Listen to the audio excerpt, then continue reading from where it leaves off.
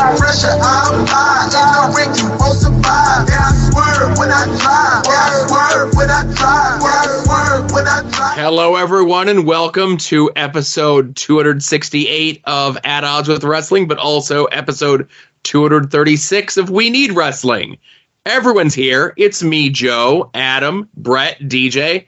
Hello, everyone. I'm doing the dance over here. Don't mind. I was too. No, same. I think legally you're all supposed to do the dance when you hear that. Yeah.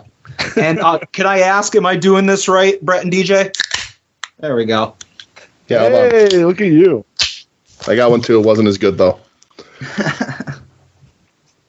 I just have water. It's too late for me to be drinking any sort of carbonated beverages, you know? So, what's going on, everybody? Hey! Thanks for having us. No problem. We did this last year, which I forgot that we were all here for this. But again, Adam reminded me that he was also gainfully unemployed last year as well. It's a Thanksgiving tradition, me not having any money coming in. Oh, man. A lot of money going out, not a lot coming in. Yeah. Respect the process. That's what I say. I guess. So everybody have a good Thanksgiving. Everyone eat a lot of food. We had a lot of time to catch up while we were dealing with all sorts of computer and Skype issues here. Thanks, Brett. Yeah. I mean, hand up. That's on me. Yeah. Just like man, a Bill fan. Yeah. I mean, Thanksgiving was good. I ate 2 dinners, so I'm like ready to throw up everywhere. But other than that, we're doing good.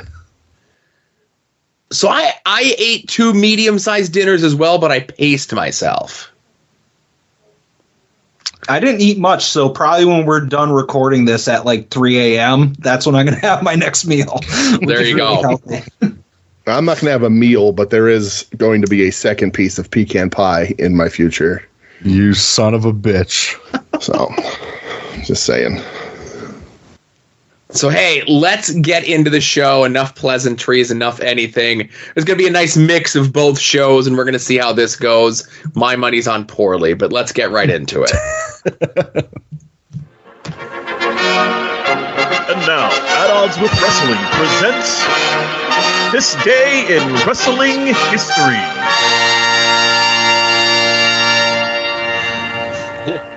So, I forgot to say this before I played the jingle there. I hope you like clips, motherfucker. I got lots of clips. I got lots of history, lots of things to talk about. So I love it when it's such a busy day in wrestling history, and I love when stuff lines up, you know? Mm-hmm. It's like poetry because it rhymes, you know? Hey, that's technically almost a reference. You can't do that. So we're gonna be all over the place with the history stuff today, right? Because some stuff leads into other stuff, and some stuff doesn't matter. Whatever, right?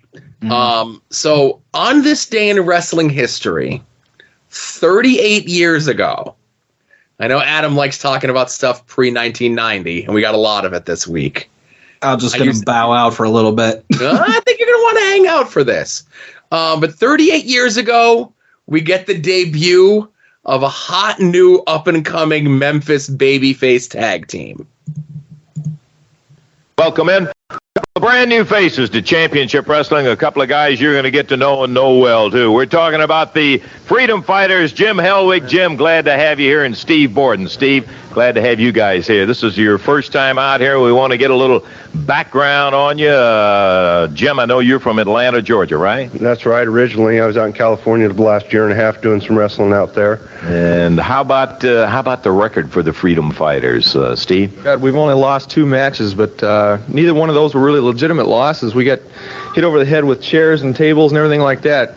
they got to do anything they can to beat us. I can see that. I don't consider them legitimate then. Yeah, well, that's an awfully good record starting out for young fellas. I'm standing here. I have heard this, and I know the weight. Jim is 285 and Steve is 260. 22-inch arms, I understand. Jim, is there any way I can get you guys to take these jackets off? You're going to be in the ring here in a minute. How about peeling them off? Listen to the ladies. Come on. I got Oh, baby. The white tights, the whole thing. Come on. Did I say big? That's what a 22-inch arm looks like. And here's a 20-inch arm over here. Oh, nice son of a gun. Hey, I tell you, there's no question you got the physiques for it. Let me ask you this, the important thing, because I know they'll kill me if I don't find out about it. How about, are you guys married, have families, or what? No, we're single. We're looking forward to You're meeting both all three single? girls. Yeah, we're single. Do you hear that, girls? They're both single here. I want to get that around. Maybe Dana Warriors out there in that crowd. Again, it's a different time in Memphis where, like, the host of the show is like, all right, we got to let the ladies know everything's going to be on the up and up, right? The girls out here in Nashville are kind of nice in the Mid-South, so we're looking forward to meeting them. You bet your life. We got some lovelies around here. You better believe it. We want to wish you guys the very best of luck. I've been looking forward. I've heard a lot about you, and we're interested in having. This is the tag team capital of the world. You're going to see some awfully tough guys. You'll see some more of those chairs and chains, too, Steve. Well, we're ready for them this time. Okay. You ready to hit the ring? We're ready. Okay, let's get them up there. The Freedom Fighters. Davey, we're ready for the first time. I'm Welcome gonna in. I'm gonna start becoming an interviewer on the indie scene, and I'm just gonna ask people their marital status. I was going to say, I did go and get some expert opinions on that segment there. Steroids are awesome. I don't care what anybody says. Jesus. Fucking Warrior is, like, massive. Well, he doesn't know what to do with his hands. He's standing there, like, holding his hands together. He looks so awkward and, like, meek, and he spoke in actual sentences. It's crazy. What happened to him? I don't think he discovered nose beers. Right. I think that might have been the issue. Yeah. So yeah, this is like the TV big time whatever debut of Sting and the Ultimate Warrior. Like they come in as baby faces. 2 weeks later, they turn heel, and then like 2 weeks after that, I think they're out of the territory and over to Bill Watts. Holy shit! Yeah, pretty crazy how life works. And again, 38 years ago today. This moment, and then of course one of these two young men would go on to have their dream finally. They start small here, right, in Memphis, and then 2014, just 9 years ago, they finally made it to the big leagues. Yeah, some people on this podcast would like to call them a meme wrestler.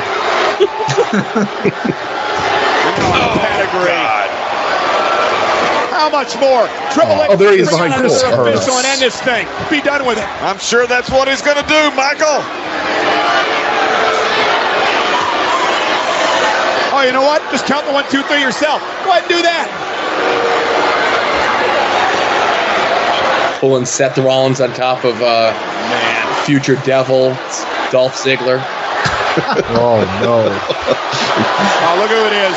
Yeah. Scott Armstrong, of course. He's been in Triple H's pockets. Oh, what is that?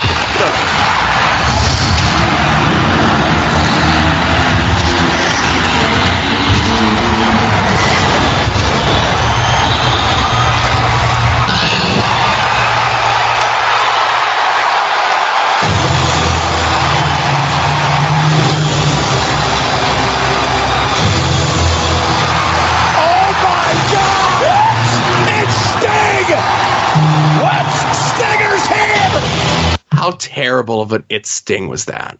Just awful. Shameful. Dude, when he showed up, like, I freaked out. I think it was pretty telegraphed, though, no? It definitely was, but still, like, just seeing him walk out and, like, I don't know, I freaked out. Yeah. We'll play the rest of this, and we'll talk about Stinger here and his cup of coffee, if you will, in the World Wrestling Entertainment. NWA World Heavyweight Champion. But what the hell is he doing here? The franchise. The man who's never stepped foot inside WWE's arena before. Well, what a hell of an impact he's made the first time he did. Impact, huh?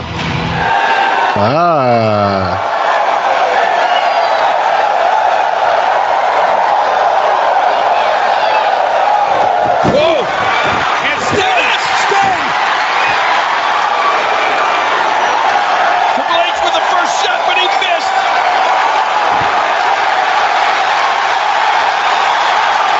Oh! Stinger strikes! The last time Hunter goes on his back for Sting. Oh. Stinger looks younger now. I was just thinking that when they had the close-up of him there. The cover, Seth Rollins.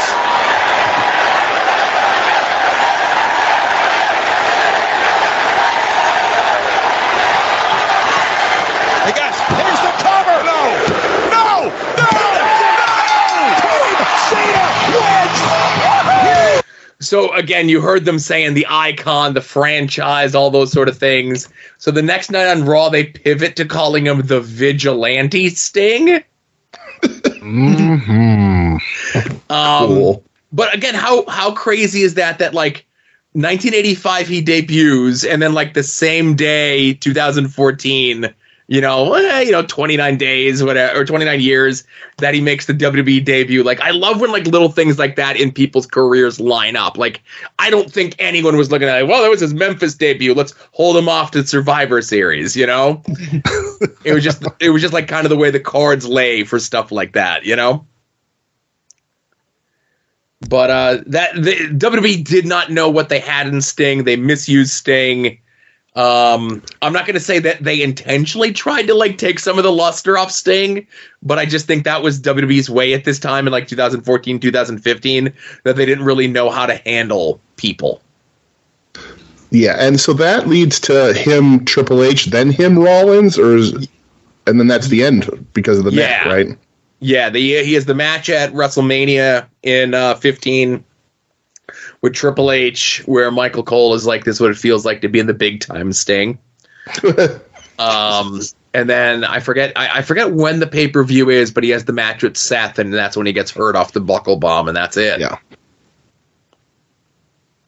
Wow, he only had 2 matches in that run. That's crazy. Yeah, like a lot of segments, a lot of backstages, lots of, posing as a giant chocolate version of himself sort of thing. But again, like I said, they didn't really know what they had with Sting, I mean, look at the run he's had in AEW. Like, I know it got cut short, but like to bring him in and have him lose to Triple H, like it was just to amuse people and just to like sort of punish him. It had to have been. Right. It was to get that moment of DX and NWO squaring off. You remember the original NWO. Right. Sting, Hulk Hogan, Kevin Nash, and Scott Hall. Well, they all wore black and white. So at this point, what's the difference, really? Yeah. Yeah. And they got to sell some figures and some merch, and I'm sure that was probably worth it. Yeah, and that was another one of the ones where the deal came through with the video game, that they were able to get the deal on Sting because the 2K people reached out to him to be in the video game. And then usually once those wheels start moving, they can start making some overtures to get guys to like actually do stuff on TV. I forget, like, isn't that like this leads to them bringing in Warrior? Yep. Yeah, that's exactly it. Wow. Yeah. So again, speaking of Warriors, speaking of characters, it's Thanksgiving time. It's Survivor Series time. That was Survivor Series 2014. Less said about that one, the better. Better Survivor Series happens 34 years ago from the Rosemont Horizon outside of Illinois. Great wrestling town, if you will. World Wrestling Entertainment held the Survivor Series. And listen, I could run down the card and go through all the colorful characters like peak WWE in 1989, but I think I'll let the superstars themselves do it. Yo, Hulkamaniacs! It's Thanksgiving night, and this is the happiest time of year for all the maniacs, brother. You know, me and all my little Hulksters, we got a lot of things to be thankful for. Number one, we're thankful for being happy and very healthy. We're thankful for having time to share with our That's two things. Number one is happy and healthy. Anyway. Sorry, you're not going to take another take, Hulkster. loved ones. We're also thankful that Hulkamania is still the strongest force in the universe. And after the turkey's done, after the blessings are all done, I can tell you what the Hulkster's mostly happy about. Isn't the blessing supposed to be before? Anyway, Hulk, just keep going. It's fine. Blessing, then dinner. Not dinner, then blessings. All right. It's Survivor Series time, and I'm thankful for my team of Hulkamaniacs. I'm thankful because I'm rich and you're not. I'm thankful for having Damien and the DDT. You know what we're thankful for? We don't have to fight each other. Oh yeah, I am thankful that I am the only man worthy of being the Macho King. Oh yeah. I'm thankful for the privilege of living right here in the good old US of A. Tough guy. I'm thankful I've got that big earthquake on my side. Dino Bravo, the Daddy Magic, the modern day Dino Bravo, and nothing better than Dino Bravo saying Earthquake's name, the Herquak or whatever the hell he says with a thick French Canadian accent. What I'm thankful for Thanksgiving, for my polka dots. Dusty, what are you doing there with your hands, huh?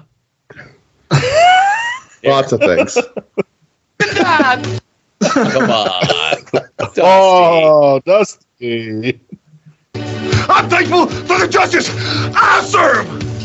I'm thankful for wrestling, cutting, and strutting. I'm thankful for my good looks. I'm thankful for having the most ravishing body in the WWF. Look at how oiled up he got for that promo. So I played this for my family today after Thanksgiving dinner, and that was the number one comment. Was, what is with all the oil? And I kept telling them it's not oil, it's physique enhancer. Goddamn right it is. And they just could not get over Ricky Rude. Well, again, I'm surprised they didn't say this. Steroids are awesome. I don't care what anybody says. I'm thankful because I ate Ricky Rude. I don't have the Rob Liefeld cocaine drop loaded up, so I'm going to apologize. I am thankful for being the world's smartest man. I'm thankful for being absolutely perfect. Yeah, we're thankful for having sardine stuffing and our turkey tonight. They're going to kiss. I'm thankful for spending Thanksgiving with all the members of the Heenan family. Except Tully Blanchard. Thanksgiving every day, but especially this day, as the Warriors give me the intensity to deliver the power at Survivor Series. It is going to be a war! Jesus Christ, look at his arms. He found the coke. I have a transcript of that. So these were taped on a different day because Warrior's wearing green here, and for the match when he comes out, he's wearing white. So I'm always like that was one of those things, like everybody's like, you know, the guys that have their typical gear, like Dusty's in the polka dots and Bossman's in whatever, Hogan's in the red and yellow, but like Macho has a completely different outfit on for the promo here than for when he comes out in the match. And then Warrior has like different stuff here than he does for when he comes out in the match, like completely different. And it was always one of those things that stuck out to me, you know? Mm. But that's a great Survivor Series, right? I watch that video the first thing I do on Thanksgiving morning is I throw that video on to get me ready for the day. It is classic. It's one of the most quotable moments. Like I'll obviously, I mean, it's Dusty when he comes out. It's basically my tattoo of Dusty with the nightstick. But I'm thankful I ain't Ricky Rude is just one of the most quotable things. I love it so much. Piper was my guy growing up, like 85, 86 when I was watching. He was a bad guy. I still liked him. Late 86, he comes back as a good guy and I'm vindicated. And then he comes back during this run and I didn't realize he was washed and, skinny and eating garages and stuff. It's awesome, right?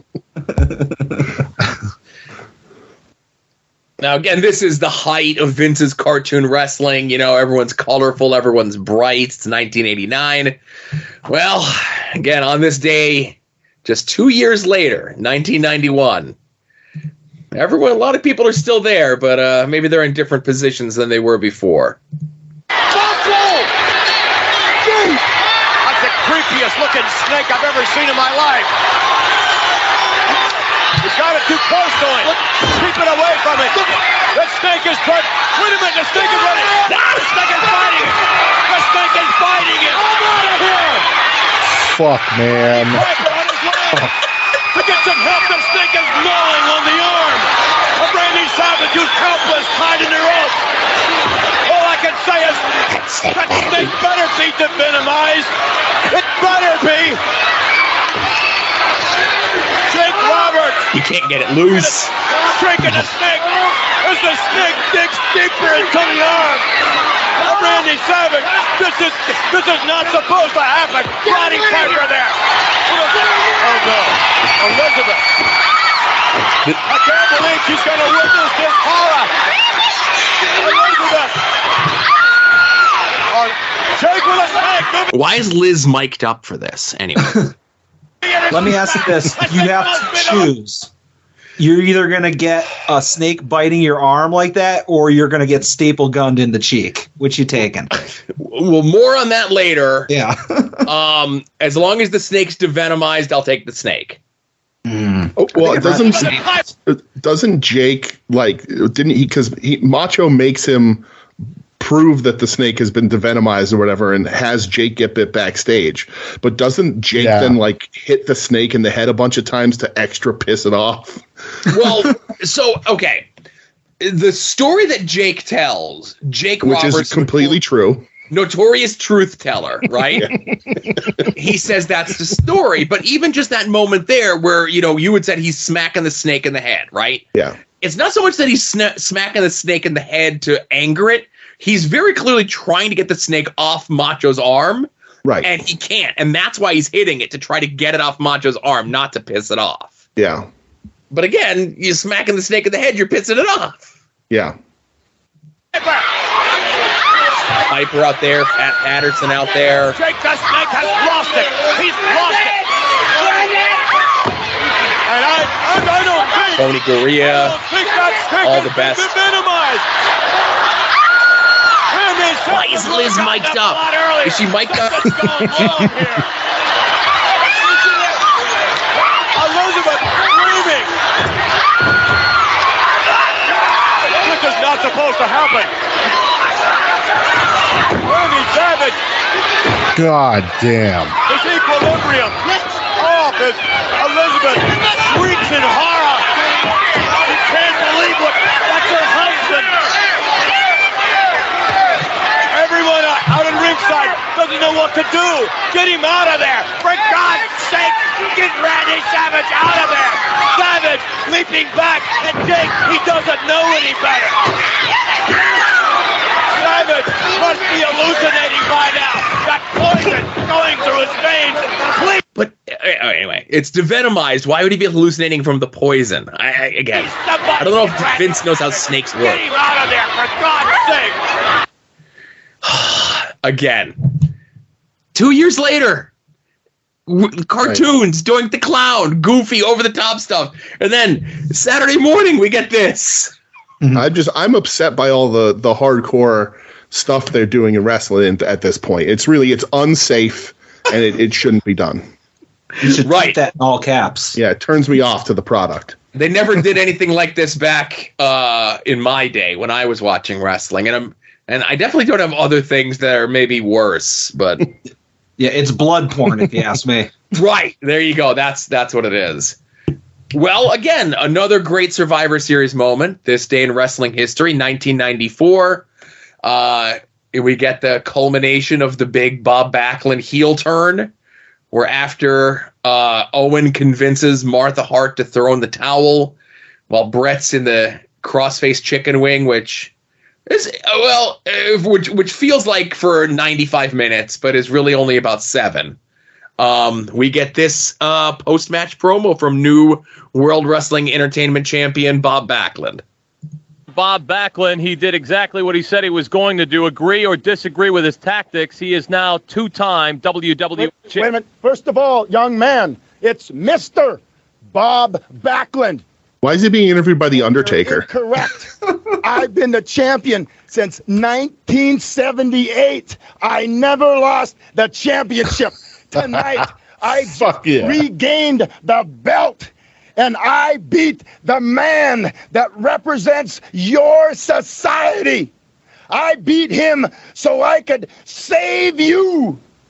I'm going to scrutinize you to the fullest, pasteurize you, homogenize you, and synchronize you back into morality. You understand, ladies and gentlemen? It's sports education. I'm your champion, and I'll take on anybody. Anybody at all, ladies and gentlemen, in your generation, because I'm fighting for something that's more important than anything in this world. Has put morality back into your lives, and now your children have somebody that they can emulate after and try to catch up to. Because I feel like God! Holy shit. I was not expecting the I feel like God at the end of that. Well, again, when this angle first started, it was talked about that Bob Backlund was like possessed by Papa Shango. There was all these sort of crazy, ideas of what the storyline was. But the thing is, like, Bob Backlund at this point had not been seen on WWE TV in like 10 years, was considered an old man who was washed. Does anyone know how old Bob Backlund was here? Probably 36. 45. Okay. So he's like AJ Styles' age. Oh, God. Right. And Bob Backlund would go on to have a second lengthy run, just as lengthy as his first one that he said. He's been the champion since 1978. He's just regained possession of the belt, and, he's still the champion today, right? As far as I know. Can any of you tell me who beat Bob Backlund for the World Championship? Here in 94? Yeah. Big Daddy Cool, Diesel. Oh, where did he beat him at, Joe? Okay. So they announced that it's no disqualification, no count out, no submission, pinfall only. It was at Madison Square Garden that night. Did you tell me the attendance figure for Madison Square Garden that evening? I didn't know Madison Square Garden held 50,000 people. It will that night. Totally worth it. Dude, so I just watched Survivor Series 94 last night. A little upset we didn't talk about Clowns R Us versus Jerry Lawler's Royal Family. Dude, you're right when you said it feels like Backlund has Bret Hart in the crossface chicken wing for no less than 45 minutes. So this whole show is super polarizing because I'm sure at the time I hated the Royal Family versus Clowns R Us, and I loved Backlund versus Bret. And I go back and watch it now, and I love Royal Family versus Clowns R Us. And Bob Backlund versus Bret, while okay, I think like with all the shenanigans, it like takes up like 45 minutes of the show. Yeah, the match goes 35. Yeah. Like we're talking entrances, the post-match shit, everything else. It just eats up so much time on the show. Oh, it's excruciating. It's so long. But again, this is what gets us off to the new generation, a different era in the world wrestling entertainment. Obviously things are changing in wrestling, just like they would do on this day in wrestling history in 1996. Like I said, I mentioned there was a lot of stuff, right? Oh, boy. Now, this one, again, it was tough to find good quality footage of it. I can't understand why there wouldn't be great quality footage of this. But ECW ran a show in Revere, Mass. It was supposed to be the Gangstas taking on Devon Dudley and Axel Rotten. And very uncharacteristically of Axel Rotten, unable to make the show. He no-showed the event. So they got a young local wrestler who was there. He didn't act on some local shows with some little people and stuff. He may have cribbed some information about his age, and he may have cribbed some information about who he was trained by. But, we all forget that ECW, even in 1996, on the cusp of doing pay-per-view, was still kind of a fly-by-night company, And we get this famous moment in wrestling history. Let me put the sound on. Oh, hang on. Don't look. Go back 2 seconds here. I hear fans say, take it easy. I think that's the kid's dad.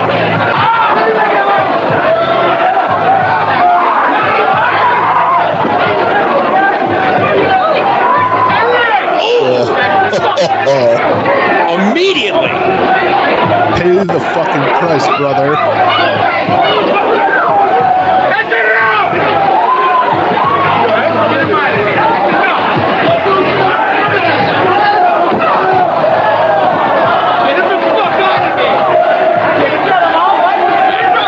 I think we've seen enough of that.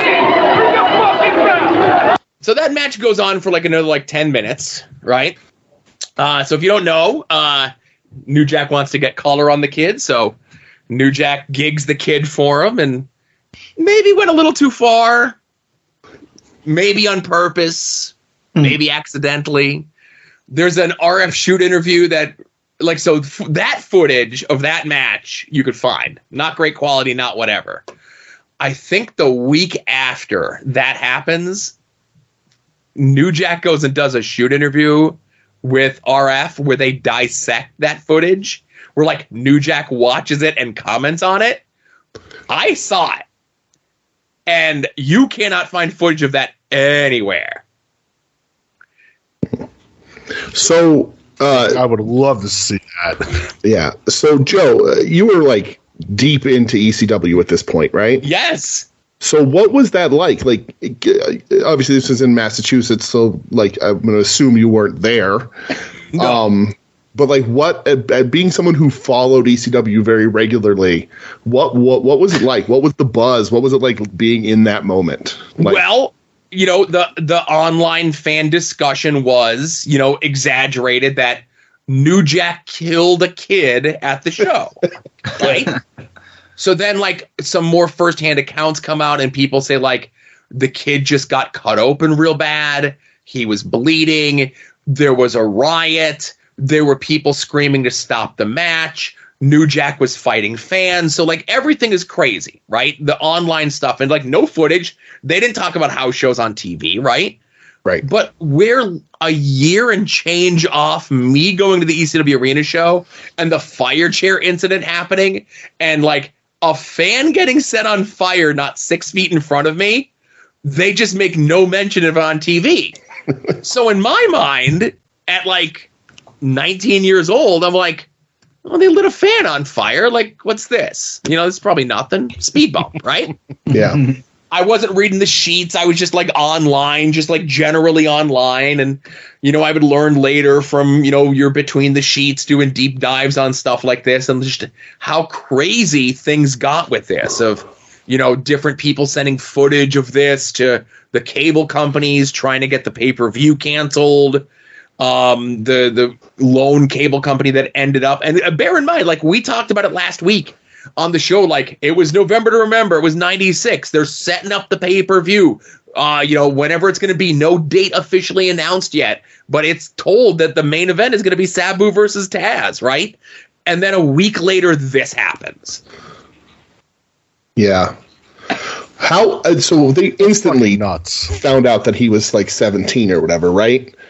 That's the thing. You have conflicting stories of stuff where they knew and didn't care, or that the kid lied. Right. And, it's all wrestling people, so you're never going to get the truth. Yeah, right. It's it's like one of those times where, like, there's enough internet out there that enough information can get out to become misinformation, and enough of the people that would be willing to talk about it on the record are notorious liars. Right. So it just muddies the whole waters of it. Like, and all we could do is look at this, see what happened, and, like, New Jack, like, zip this kid.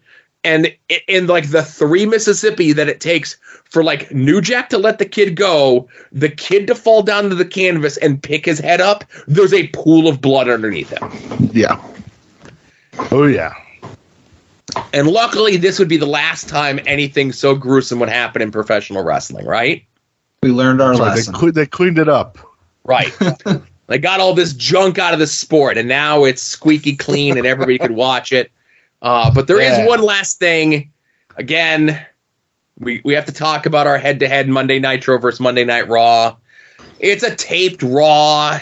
It's a backstage skit-heavy thing with The Undertaker trying to embalm Steve Austin. There's like 4 Job Squad segments on Raw, There are so many Job Squad segments on this Raw.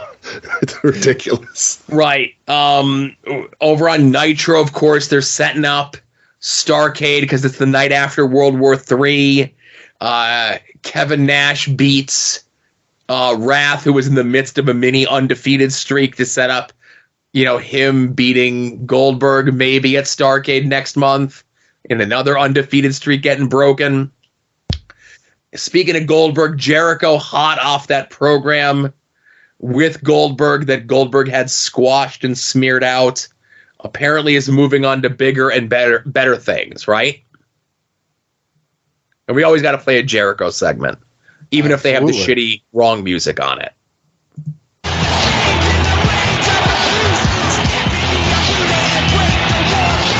Worst comes.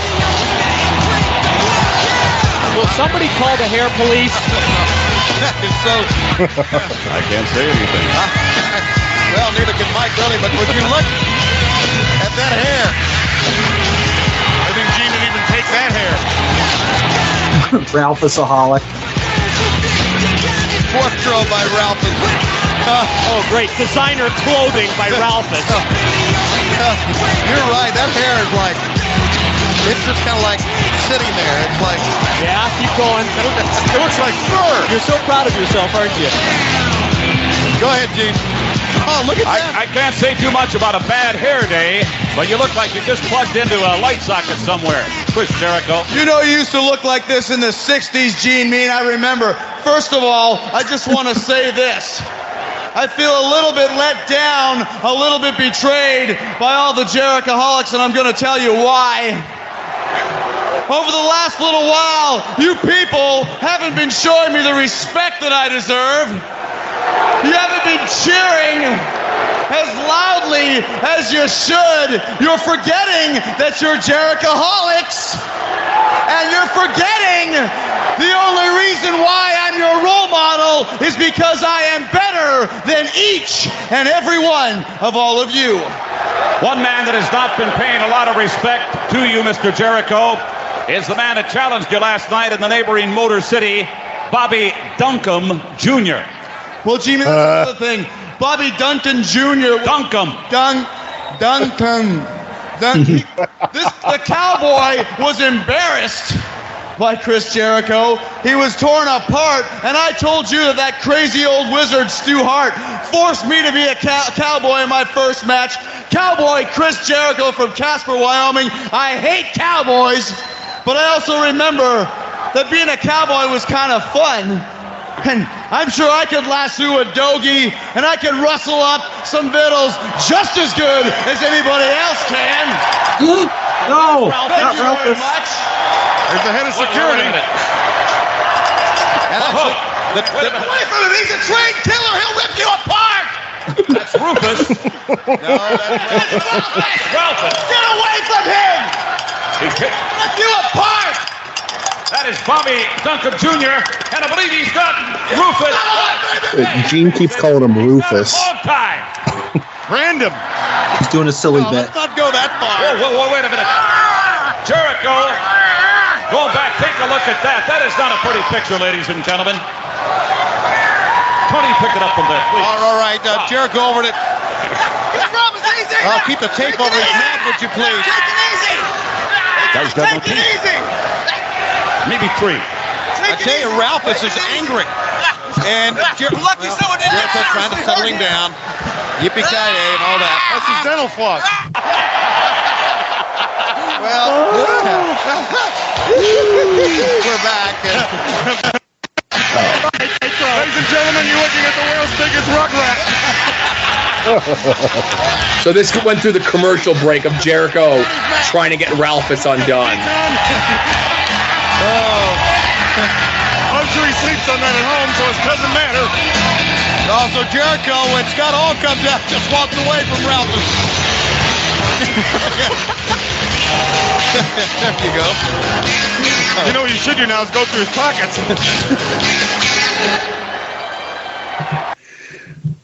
So, like, this is the only thing at, there was no Raven segment this week. I checked. Was there a Raven segment? I missed it, DJ? Yes, Canyon comes out to wrestle, and his music plays, and he doesn't come out, and they walk the camera backstage, and he's yelling at Raven, and he says, like, you have to come out with me and give me the rub. If I don't win this match and you're not out there, it's your fault. He's like, you got to stop blaming your mother for everything. You're 30 years old. 30. Yeah. That's also the second Bobby Dunton segment of this Nitro. Oh, that's right, because he has a match with Heel Glacier. He does. And coincidentally, on the Raw that aired the same night, Dwayne Gill beats Christian for the light heavyweight championship. And what is it, the week after that, and we'll probably cover it next week, it's when he becomes Gilbert, right? It's a week or two away. He joins the Job Squad and then becomes Gilbert, yeah. So 25 years ago, this is everything that's going on, right? And I know they covered a lot of this on Between the Sheets last week, the stuff that we talked about and everything, but it's just so crazy to see what the two companies are doing at this point. Like, WCW's houses and stuff are up, but like the shows are really bad. And the shots of the arenas, though, are insane. There's signs wall to wall. Like, there's, for them being like these shows not being great, there are fans everywhere. Right. And, the houses for WCW don't fall off for like another 3 to 4 months.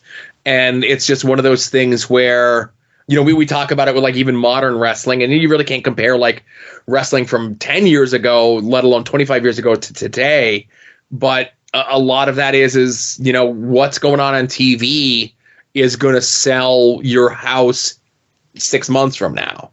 So like when the TV right now, 25 years ago, is bad, they're playing off 6 months prior stuff where everybody was hot. And, Jericho mispronouncing Bobby Duncan Jr.'s name is one of like the most underrated Jericho bits ever. There's like a Saturday night thing, isn't there? Or a Sunday Power or some shit with it, with the same bit. Yeah, right, because that's so good. Yeah, and like this is where, Jericho kind of ends up getting demoted to. And I think I saw somebody today point out, like, in his book, like, this was the weekend of TVs and stuff that, like, made him think, like, okay, maybe my time is done here. Maybe I need to, not re-sign a new deal and look to see what things are going to be in WWE for me. And, that still wouldn't come for, like, another almost 10 months. Wow. That's unreal. Yeah. And we have Bobby Duncombe Jr. Dink Dunton. Bobby Duncombe. To thank for it. But yeah, like I said, a great big busy this day in wrestling history. I love looking at all this stuff, and like I had my notes. I'd done them earlier in the week, and then like today, it's like more stuff is coming out, more stuff is coming out, more stuff is coming out. I'm like, oh my god, it's gonna be such a jam-packed segment, but I love it. It is. I actually had two things. Obviously, I don't have clips, but it's also the anniversary of Jesse Ventura's last WWE appearance in 2009. Oh, okay. And it's the anniversary of Art Barr's death. Yeah, and obviously that's a weird one to talk about, right? Sure, certainly. Yeah. Because that was, if you believe, that was him and Eddie hot off of the When Worlds Collide show. That was the WCW joint show with AAA, and there was discussion that Paul E was looking to bring in both Eddie and Art Barr to ECW. Yep.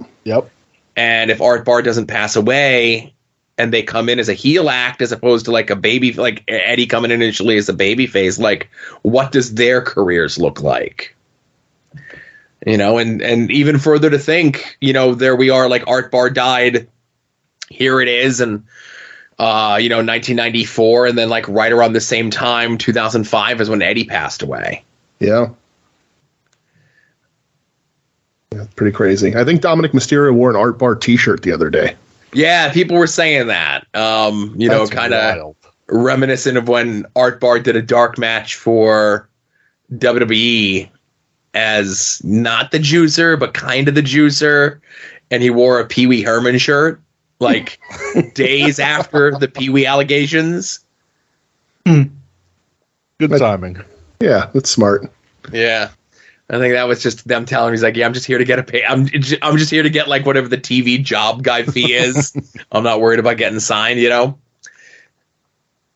So again, a lot of history stuff, but on We Need Wrestling, one of my favorite segments, we turn it over to DJ. It's time for DJ Googles the wrestling news, right? Okay, it is. It certainly is. Hold on one second. Doop, doop, doop, doop.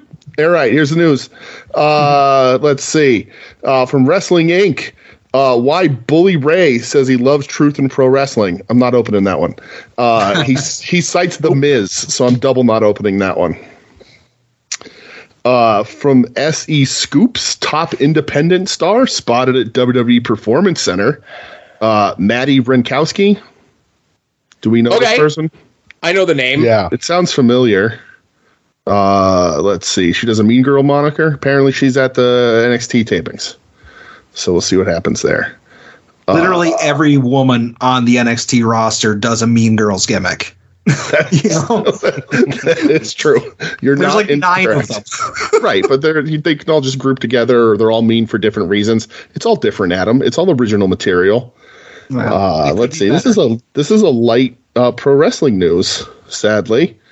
Let's see. I'm still looking. Will Ospreay signed with AEW. Did anybody hear that one this week? Did that make the rounds? What a scoop. Breaking news. I mean, I'm on page 3 of Pro Wrestling News here. Well, I'll throw this out. Right. As this shows up in my messages on the CW Seed app. Okay. NWA Power is listed as an original digital comedy series. Well, all right. When you're right, you're right. Just Incredible's returning to GCW. What? That's still a thing?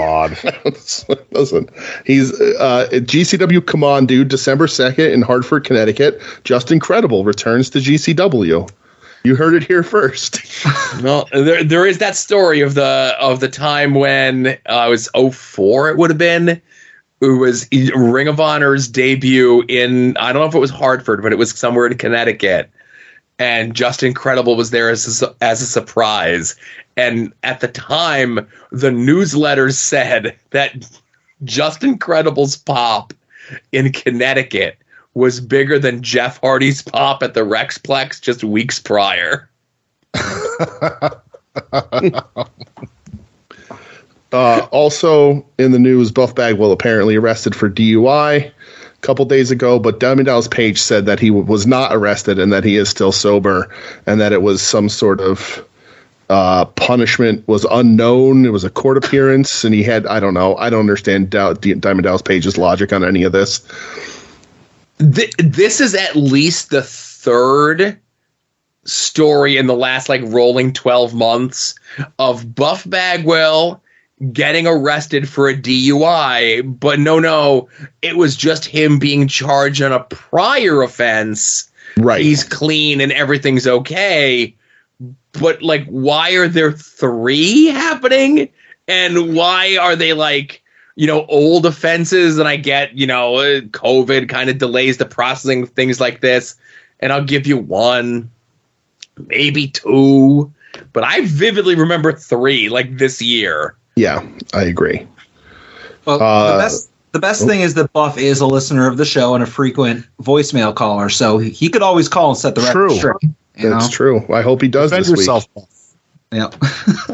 And then the last thing here, apparently the PWI Tag Team 100 is out. And if anybody cares, FTR's number 1 again. So there you go. Did they forget I'm sure Paul will tell you about it. Number 2 is Aussie Open, and they've been on the shelf for a little while. Well, you know how it works. Their period that they grade from is August of 22 to August of 23, or whatever that weird 12 months that they look at is. Yeah. And I guess it was because Aussie Open were probably the Ring of Honor tag team champions at the time, so that's why they get number 2. That's true. So any of your normal other ones here: Sami Zayn and Kevin Owens, Bishamon from New Japan, Motor City Machine Guns, Ace Austin and Chris Bay, The Acclaimed, Judgment Day, Damage Control. But for Brett and I specifically, Adam too, because I know you're the expert in Japanese wrestling.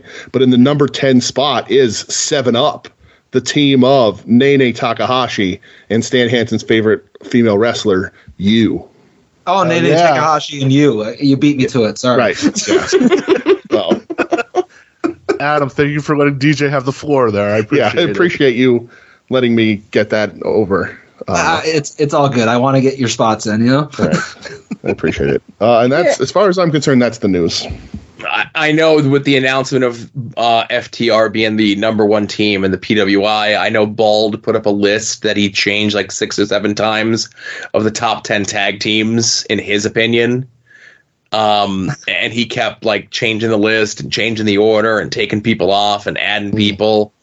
And again, maybe we'll be, I don't know, who knows? Maybe Bald will come up, but he put Midnight Express as number 1. I definitely think trying to curry the favor of somebody who he loves and was maybe negative to him this past week. Oh, what did Stan Lane do? No, not Stan. Well, besides be the only wrestler trained by Ric Flair, Stan Lane didn't do anything.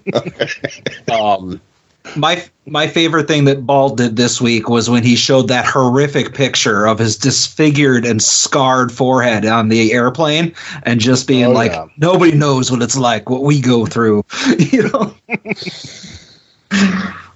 That's from that video game wrestling that he's forced at gun and not gunpoint. His partner is forcing other people at gunpoint to do things. But it's that video game wrestling that Tony Khan at knife point forces him to do on a weekly basis against his will, according to Jim Cornette. So that's what you end up looking like. You have a little scrape on your nose and a boo boo on your noggin. Right, but at gunpoint they mean Billy Gunn's kids. That's they send them around to muscle people over. Exactly. So hey, we're already kind of into it. Let's what do we want to talk about that happened in wrestling this last week? Under normal circumstances, I would let our guests go first, but I think this time I'll let Adam start things off. Oh, see, you got me confused by your silly little bit. You should have rang your bell, Joe. You know what? Ding, ding. All I'm going to talk about is AEW from the pay-per-view and the Continental Classic tournament, and I feel like that's something that our guests want to talk about, so I want to defer to those guys, Brett and DJ. All right. Dude, Swerve and Hangman is the coolest thing I think I've ever seen from Full Gear. Cool. He's so Dude, cool. I've gone back and watched that match. I watched it 3 times this week. I'm still not over the part where Hangman grabs Swerve by the head and purposefully bleeds Swerve's blood into his mouth, and then Triple H spit missed it. It's one of the fucking craziest things I've ever seen in my life. When it happened, I screamed because I didn't know what the fuck was going on. Wrestling is so cool, and don't be a baby. Yeah, that was going to be the show image this week if we didn't, if Joe didn't slide into my DMs earlier with what we ended up with. But oh man, Swerve is awesome. And could I get slightly off topic? Do you see the clip going around of Swerve at the Rams game this past weekend? Amazing. Oh, yes. It's so perfect. They're playing the Who's house, and he's just getting frustrated every time. It was so good. And people, quote unquote, people got mad that he wasn't selling his injuries at the game. Oh my God, off. What people? Like other than Cornette. You know what people, Adam. Yeah, so that's sort of taken the wrestling world by storm, and there are a lot of people that said it was a bridge too far. There are some people, i.e. myself, that says that the bridge is not completed yet. It has a little bit of ways to go. It is still... I haven't rewatched it, but I haven't stopped thinking about it. I just am completely in love with that match, completely in love that they let it happen. Just it's going to be around in the next month when we talk about it for the end of the year and stuff. But like, I don't know. I mean, when we watched it, we were all watching it together. When we finished watching it, I was like, that's the best match in AEW history. And I don't know that my mind has been changed. And all of our consensus watching it live was very similar to like a majority of folks online was like, how can anything follow that? They should just end the pay-per-view right after that.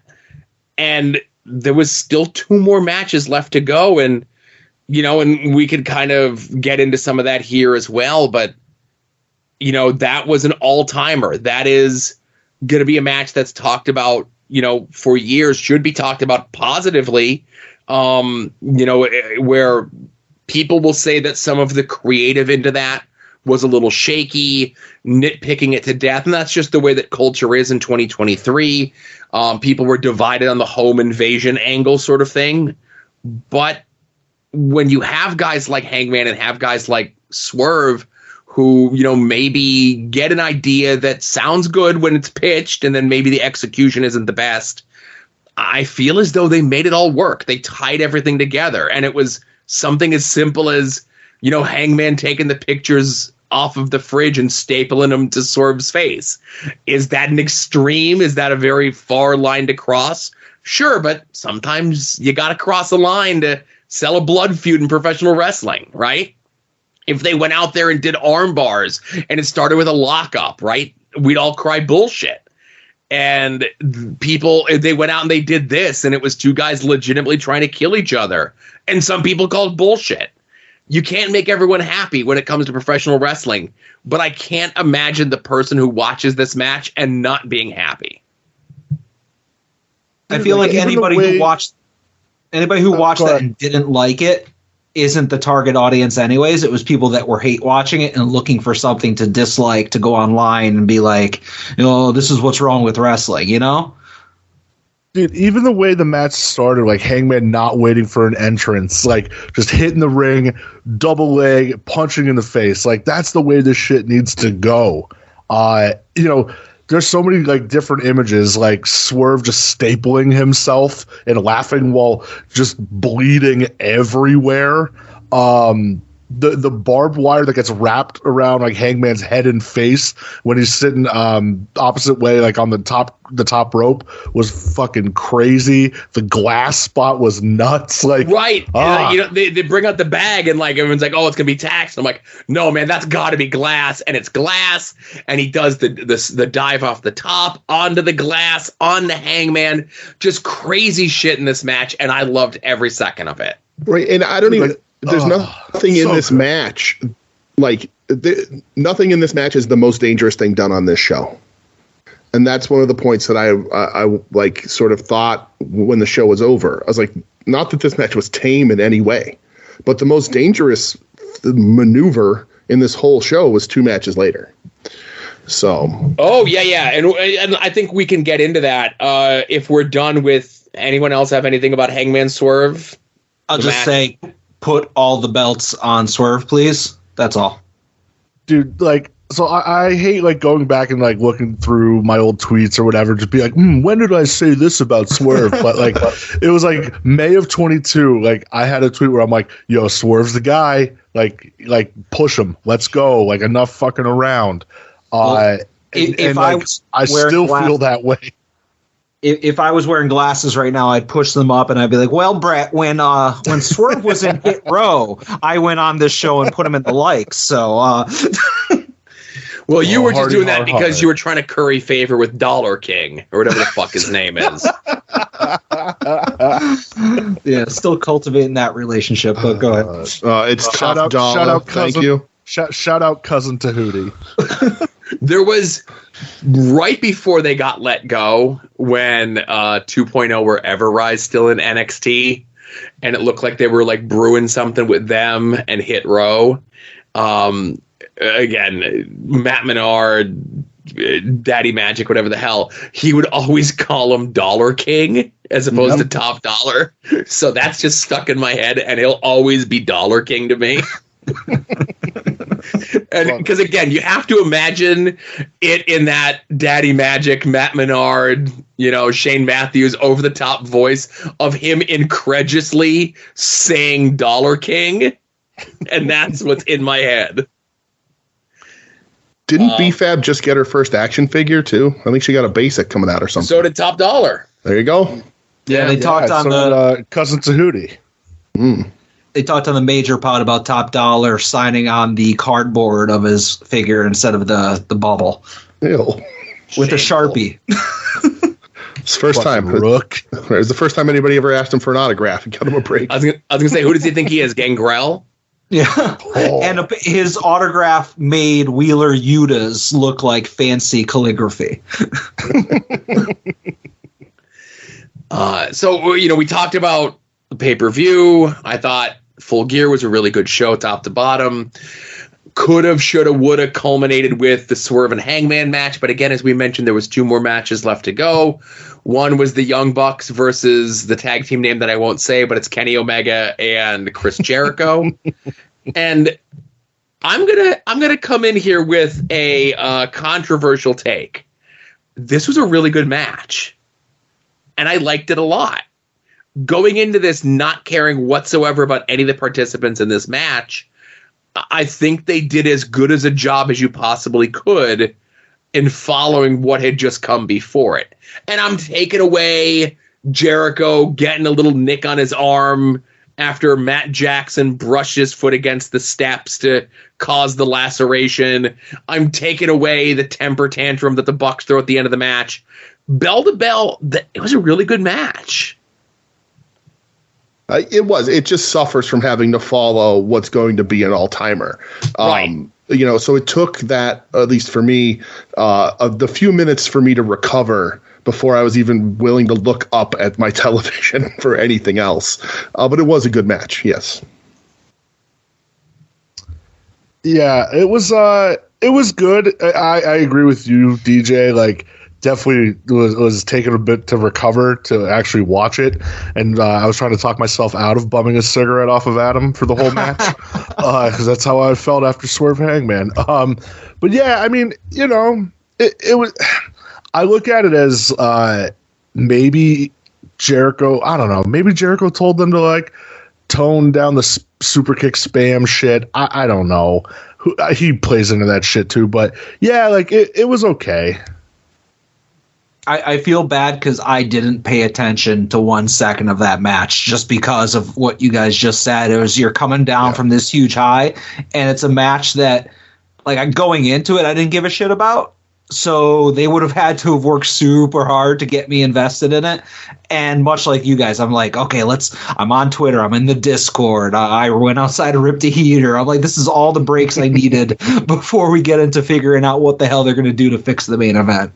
Yeah, I expected Jericho to see the match, the Swerve Hangman match, and then tell everybody, like, listen, we got to do as much as we can to top that. And so I expected an overworking Jericho where he's going to come out and try and do too much that he still can't do, and he didn't. Not that Jericho is perfect in this match or anything, but they just came out and had a match that they would have no matter who they were following, and I wasn't really expecting that. I thought they were going to try and be like, well, we'll show you what we can do, and they just had a really good match.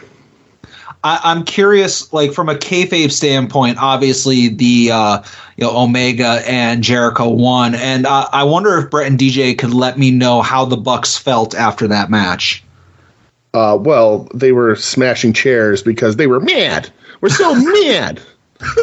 We're mad, and now we're taking time away from wrestling because we're mad. Thank you. Hey, at least they're leaving. Yeah. Hey, I've been fucking lobbying for that for weeks, and they finally listened. You know what? You're right. Yeah, and not from a standpoint of someone who strongly dislikes the Bucks like I do, but like somebody who's a little overexposed on TV can really benefit from taking a few weeks to months off of television. Nothing wrong with that. But they're mad. We say this, we say this all the time on the show. With as big as the AEW roster is, like outside of whoever the champions are, there's no reason that a good chunk of that roster should not be like on a 9-month rolling schedule. Obviously plans can change if something's working or somebody gets hurt and needs to be a replacement, but just to kind of keep guys fresh and, give them that break off TV where, you phase them out in a program and then they come back 3 months later kind of rejuvenated. They get that return pop with a new storyline, a new something. There's no reason they shouldn't do that. It's not like they got to worry about being on the house shows. Granted, they do have 5 hours of TV a week and they have more pay-per-views in the schedule, but they have such a big roster. There's no reason that like guys like the Bucks shouldn't take the time off that they are. And listen, storyline wise, whatever, must be nice to be an EVP and get to call your shot and take the holidays off and probably still get paid a nice chunk of change after they just renegotiated a few months ago. Must be nice not having to travel and spend time with your family over this. But again, if I could do it, I'd do it too. And they're doing it, right? My opinion on them is, below low. But again, if they're going to end up being happy and I don't have to see them for at least a month and a half, but then I worry leading up to the pay-per-view, there was the bit of them, whatever Jackson it was on their Instagram where people were like, no, I'm not really feeling this match. And the Jackson replies like, well, what did you want us to do? Not be on the pay-per-view? Yeah. Take a pay-per-view off, guys. You know what? Take two. Take 2 pay-per-views off. You don't need to get something thrown together. It's not unless, and again, I don't know what their contract statuses are, and I don't know if speculation about other people's contracts are going to come up either. But I don't know if they get like a bonus for being on pay-per-views, if they're just getting a flat fee of whatever it is. And that they like, well, if we don't work the pay-per-views, we're not meeting our downsides. I don't know what their contract status is, but take 2 pay-per-views off. I say take 3. You know what? Take 2024 off. Come back fresh in 25, boys. You know what? 26. Really freshen up. Right. Let them have a long, hard think about if this is what they really want to continue doing. Yeah. Get some follicle restoration process done. There you go. Let those plugs set, And then we have the main event. For the world title, according to the graphic, the person who was holding the belt in Switchblade Jay White against Adam Cole. And they didn't deliver on the advertised match. I saw the graphic. I saw the announcement from Tony Khan. And then all of a sudden, MJF just shows up in this match out of nowhere. I didn't watch the pre-show, so I don't really know how any of this happened. But then, controversial opinion, MJF and Jay White proceed to go have a really good match, right? MJF looks good in the match for someone who's selling a fake injury. Switchblade, is working as hard as he has in every single thing that he's done in AEW. Creative be damned. And as good as this match was, no one will remember how good this match was. They'll just remember the 19 fucking gimmicks and teases and ambulance thing and fake outs and the ring and the belt and the crutch and the interference and is the devil going to show up and all this other shit, which sadly is going to take away from the quality of this match.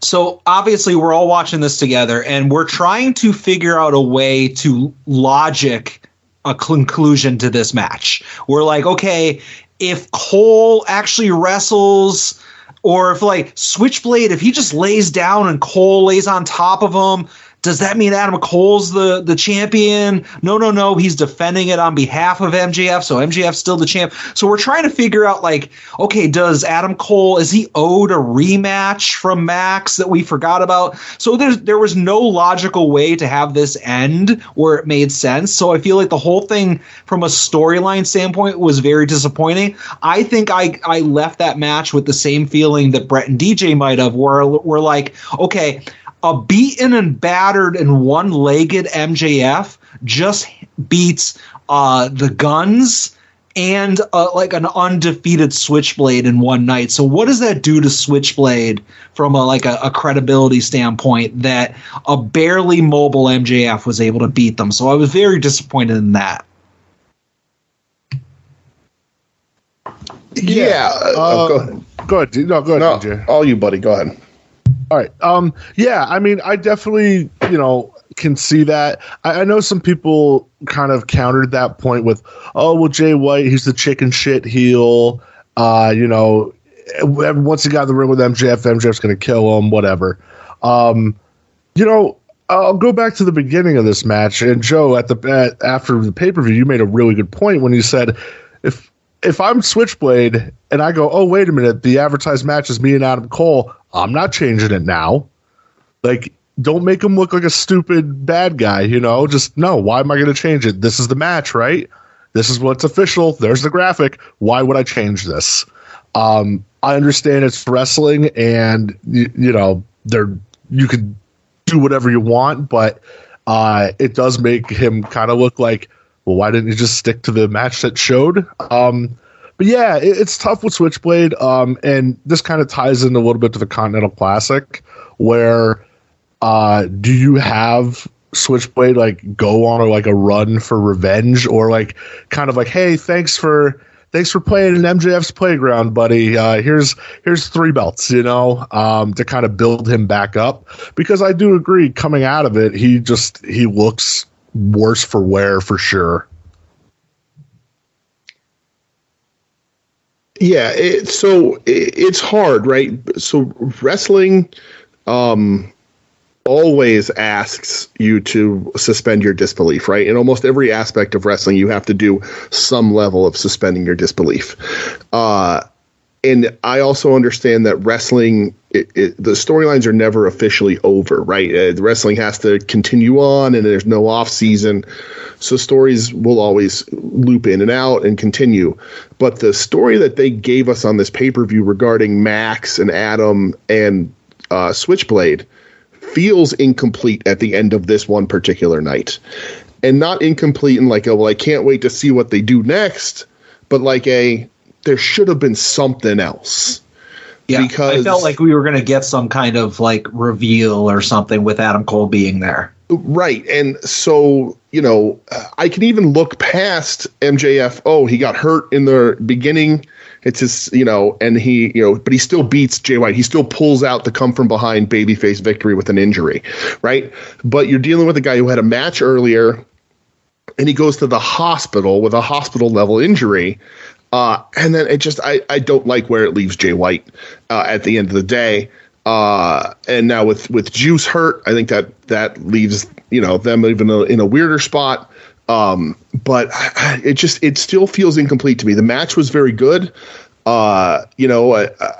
I was also a little, took me back to get into this a little bit because I was like, oh, come on. Like, what are we doing? Like, Max is really going to do this? Like, Jay White should have just grabbed a knee bar and ended the match. There's no reason why Jay White, reasonably in a storytelling wrestling match, doesn't just grab a leg and work it until Max gives up. But you have to let them tell the story they're telling. And I did, and it just doesn't, it seems like they missed something. Or, they had a plan and the very end of it got scratched off. I have no idea. But the match I liked the match a lot. Now, there was rumors floating around, and it's unsubstantiated. Really, all we could comment on is what we saw on TV and how everything kind of played out, right?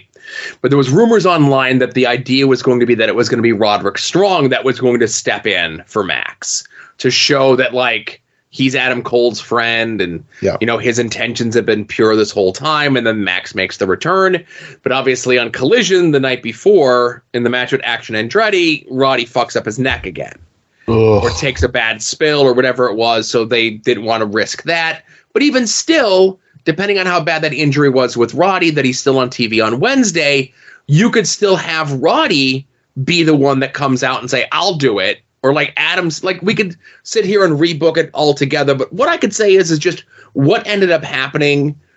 DJ, that's perfect. That it was incomplete. Match is good. The deal where Max is going to do the table spot on the outside of the table immediately crumbles. And Max still goes to the top rope and still does the elbow off the top rope straight to the floor with like nothing to break his fall with the table or anything. Which was a ridiculous spot, like a maniac behavior. That's the most dangerous thing done on this entire show. Yeah, dangerous to the person doing the move and taking the move. Right. Yep. Yeah, that shit made Mick Foley blush. So, did you guys watch the presser afterwards as well? I did. Yes. Okay. So, I want to point out, I want to say Chris Zellner mentioned Between the Sheets before. Chris ended up, he was watching his college football, that's a dead end street. So he ended up watching the pay-per-view spoiler free like the next day. And he had remarked that, like, I get what they were going for. Like, it was supposed to be the homage to the Sting Rick Rude angle from the Clash of Champions. But Sting lost that match in 5 minutes when he came back from the hospital. Right? There you go. Right. So, like, I get what they're going for, but to put Max as, like, this, like, I get he's a baby face, and I get that he takes shortcuts, and I get that he's our scumbag and stuff, but, taking out 3 guys by himself on one leg, and then he goes to the presser, and he's talking about how he was backstage at Gorilla watching Swerve and Hangman, when he was supposed to be at the hospital selling the injury. Okay? Now, again, I'm going to be very careful here, only because he just wrestled a lot match. I know Max is heavily involved in his own creative. And is Max self-aware enough to realize that the creative for that part of the storyline at Full Gear did not work? I don't know. Okay. But you could definitely tell that he was very emotionally affected by what happened.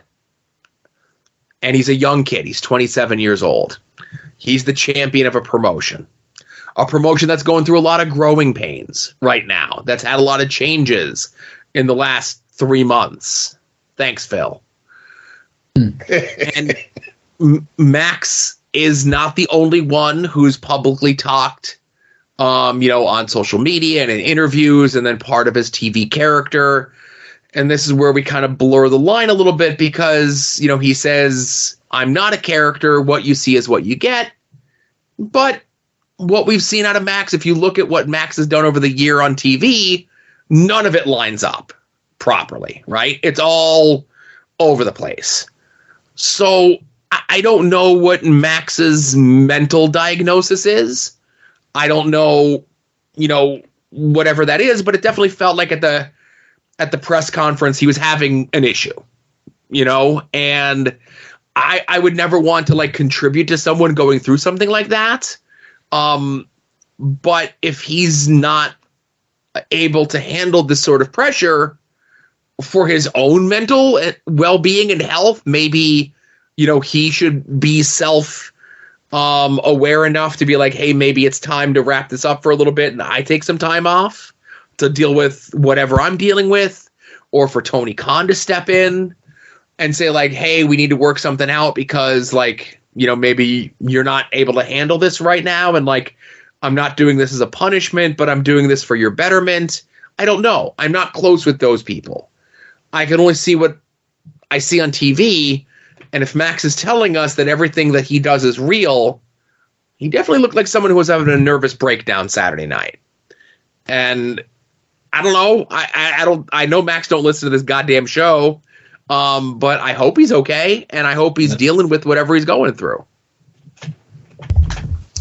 Yeah, I agree. Like, I like Max. I like most of his work. And I agree. Like the last couple months, I feel like he's been a bit gotten to online with his work. Especially like I remember him saying, "I've got to be better" after like the Jay White tofu shit bombed. And he didn't used to do that. So, hopefully everything's all right with him. In ring, his matches this year have been better than he's ever been. I mean, he's crushed it for sure. But, maybe put down Twitter every now and again and don't just read into what every critic of yours is saying a little bit. You're not going to please everybody. There's people that they love Max and everything he does. And then flip of the coin, there's people that hate him and everything he does. So, I do agree, though. I have seen like a bit of a change in him personality wise. Mm-hmm. So do you think that he takes it personally when people sort of speak out and attack the WWE light side of AEW? Because a lot of that stuff could be translated to being the MJF stuff, especially that pay-per-view with, the switcheroos and all the stuff they piled into that match. His segments are very sort of WWE referencing, WWE inspired. Do you think that Max as a person, even when it's not directed at him, sort of shoulders some of that, like, oh, they're talking about me when they mention the WWE side of AEW? Yes, absolutely. Yeah. I know if it was me and it was something that I put out there, that, I put my creative thing into, and it's one thing to be a creative person and tell other people to go out and do X, Y, and Z, but it's another thing for you to be the performer, to have your own hand in creative, and to go out there and in your mind, like, this is what I imagined happening. I'm going to go out there and do it. In my mind, I hit a home run. And then the online discourse is overwhelmingly negative. And I'll go and I'll just say this one step further. The online discourse is overwhelmingly negative. Max is still getting great reactions in front of those live crowds. Absolutely. He's still super over. Right. Now, pay-per-view was a huge crowd. TVs haven't been huge crowds lately. But it doesn't matter the size of the crowd. We were there live a couple weeks ago in Philly. Max is super over that live crowd, right? No doubt. And you could certainly brush aside online criticism and just say, it's a small sampling. It's only a couple people. It's less than the people that come to the attendances, Mother's Basement, Neckbeard, Incel, all stuff that Max has said, both as his on-screen character and on Twitter and in interviews. But you could only say that for so long before it really starts to get to you. Right. And the thing with Max, and Brett had said this, so I agree with him, but like his matches are always really good. Like, and Max says it himself, bell to bell, that guy delivers. He delivers better than I thought he could. He delivers in that ring better than someone his age probably should, right? I think in those ropes, he's better than you would expect. For a guy whose character is, I don't like to and I don't want to wrestle, right. When he does wrestle, he's really fucking good at it. Right. But then he cuts these live promos where he talks about the tofu thing and whatever else. And then this week he brought up the Google Trends bullshit. The Google Trends. He brought up his mom's diaphragm. copping head from an alligator. Right. Dude, like, what the fuck is that? So, like, he's very uneven in his game, but, like, when he wrestles, I'm like, this guy's cool. Like, he's really good. And then he knocks himself down a peg for me every time he opens his mouth on a live thing. So I definitely feel like he's accomplished enough as champion. Like, as you guys said, like, you know, he had the Iron Man match. He had this match. He's had every type of match. He's had the longest reign. He's had a very good reign. And as Joe said, maybe it's time for the sake of everybody to put an end to it. I'm going to ask you guys, would you, all biases aside, would you like to see Samoa Joe win it? If that meant, hold on, if that meant that there was no satisfactory conclusion to the devil stuff. Yes. I'll say yes as well. I feel like if Adam Cole is as hurt as people are saying he is, he's not going to be ready to wrestle. Maybe, I don't know, early summer 2024. And like, do you really want to keep it going that long? Yeah. Yeah, I'm saying yes also. One, because Samoa Joe is arguably the most consistent professional wrestler over the last 20-plus years. And two... Most consistent, most believable, most in a clutch. You know, and I don't mean the coquina one, but like when you need him to deliver on any level at any time, he does above and beyond. Never has Samoa Joe not been in a situation where he hasn't delivered and made you believe and gotten that entire crowd into the match. Right. Absolutely. And with Max now, and you run into this problem across the board, right? When a long title run happens, how do you believably end it, right? They're looking at that with Roman. They've been fighting that back and forth for how long? You know, Max is getting to that point because in this pay-per-view, he wrestled 2 matches and the world title match on one leg. Who can beat him? He's wrestled 2-on-1 matches in one. He's wrestled on one leg in one. So who can believably beat him? And I think without any sort of storyline needed, Samoa Joe, right? I mean, nobody's going to be like, oh, Samoa Joe couldn't actually beat MJF. Of course Samoa Joe could beat MJF any day. So, like, I think if you're going to get out of it, if MJF's hip is as bad as he is sort of signaling that it is from that elbow drop, I don't think anybody, or at least anybody who matters, questions Joe beating him here. Just because they have to do something to move on, Cole's out, all that sort of stuff. And they can still, like, if Samoa Joe wins this, they can still have the devil torment MJF through backstage promos and shit like that too, you know?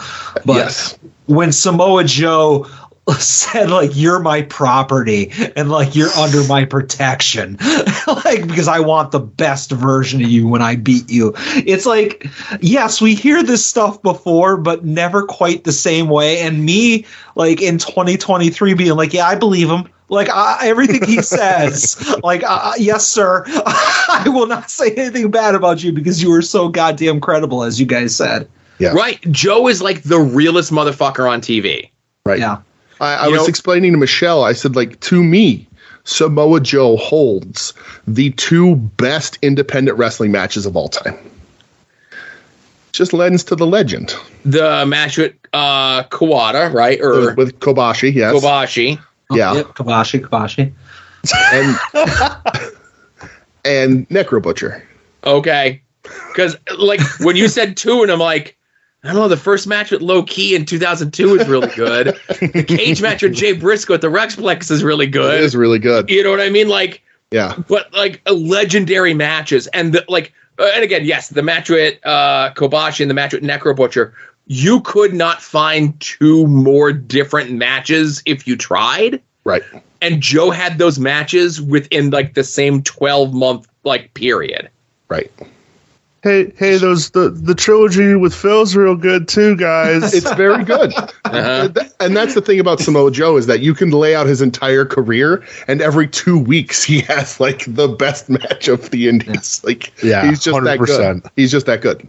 It's just a shame that WWE told me that he's washed and he's injury prone and he shouldn't be on television anymore.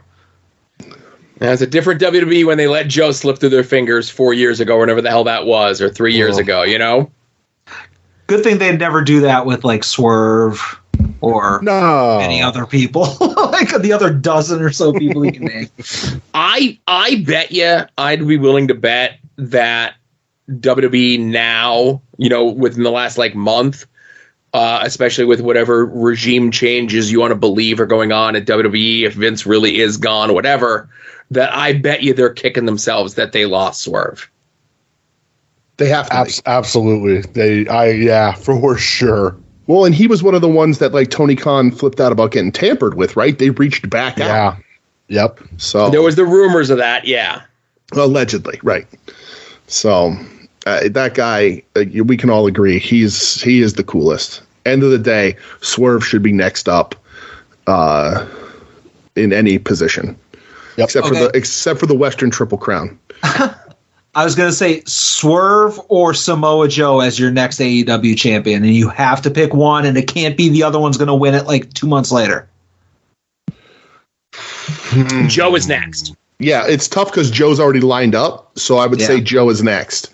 My thought was Swerve, like Max somehow beats Joe. Swerve beats Max for the title at Revolution, I believe is in March. And then the foregone conclusion, I feel like a lot of people are saying Ospreay's going to win that belt at Wembley next year. Like a main event of Swerve, Ospreay at Wembley, that'd be pretty fucking good. I wouldn't doubt, like, I'm so sure of that happening. Like, I wouldn't doubt that wasn't part of Ospreay's contract, that he's main event of that show. And again, to draw this parallel, like when Sid signed with WWF in 1991, part of his contract was he was main eventing the next WrestleMania with Hulk Hogan. Damn right. Right. And they needed to do something to drag Swerve away from that lucrative NXT offer he was getting, or Ospreay from that lucrative NXT offer he was getting of player coach. Right. $4.5 million a year. Right. And AJ Styles was going to teach him how to slow down. Oh, somebody fire up the NXT random name generator and figure out what Will Ospreay's NXT name was going to be. So, I think Ospreay carries enough cachet that he could have got away with not getting his name fucked with. Maybe, but weren't they flirting with the idea of like trying to change Jade Cargill's name? I get it, she's not Will Ospreay, but I don't know. That I don't know. Like Jade Cargill, I felt like was a wholly formed person. And listen, Jade Cargill, Will Ospreay, these are not Brian Pillman Jr.'s, right? What is? Don't get me started. I was working on some production this week, and there might have been some jingles sent your way, Joe, and there was no Lexus King on this week's NXT. I'm very fucking sad. There was Lexus King. I didn't see it. He interfered in the match with Trick. He came out and caused a distraction. Oh, I was looking for like either a match or a vignette or a No. He just came out in the entranceway, caused a distraction, and caused Trick Williams to lose, Carmelo Hayes to lose, like somebody from that grouping to lose to Brooks Jensen. Are these people? That sounds made up. It's definitely one of the guys in the blue jeans, and I think it was Carmelo Hayes. I saw the clip. I don't watch NXT anymore. I'm mad that I missed that now, but how is his beard? Did his hair look great too? Well, I sent you that picture that he put up on social media. All right, stay tuned. We'll be maybe more on this next week, but so listen, you guys mentioned the Continental Classic, and my thoughts and my feelings on it have changed from the time that it got announced to the time that we got our first couple names announced for it, to the time that Eddie decided I'm going to put all the fucking belts on the line in it, to the time that the full field got announced. I think Brett and DJ in the Discord kind of worked everyone into a shoot that it's going to be Mox and Kingston in the finals, which makes a lot of sense. Right. There was a time when I was thinking it was going to be Daniel Garcia, but outside of like Jay Lethal and Brody King, not a knock on Brody King, like technically, I would not be upset with any of the other 10 people winning this thing.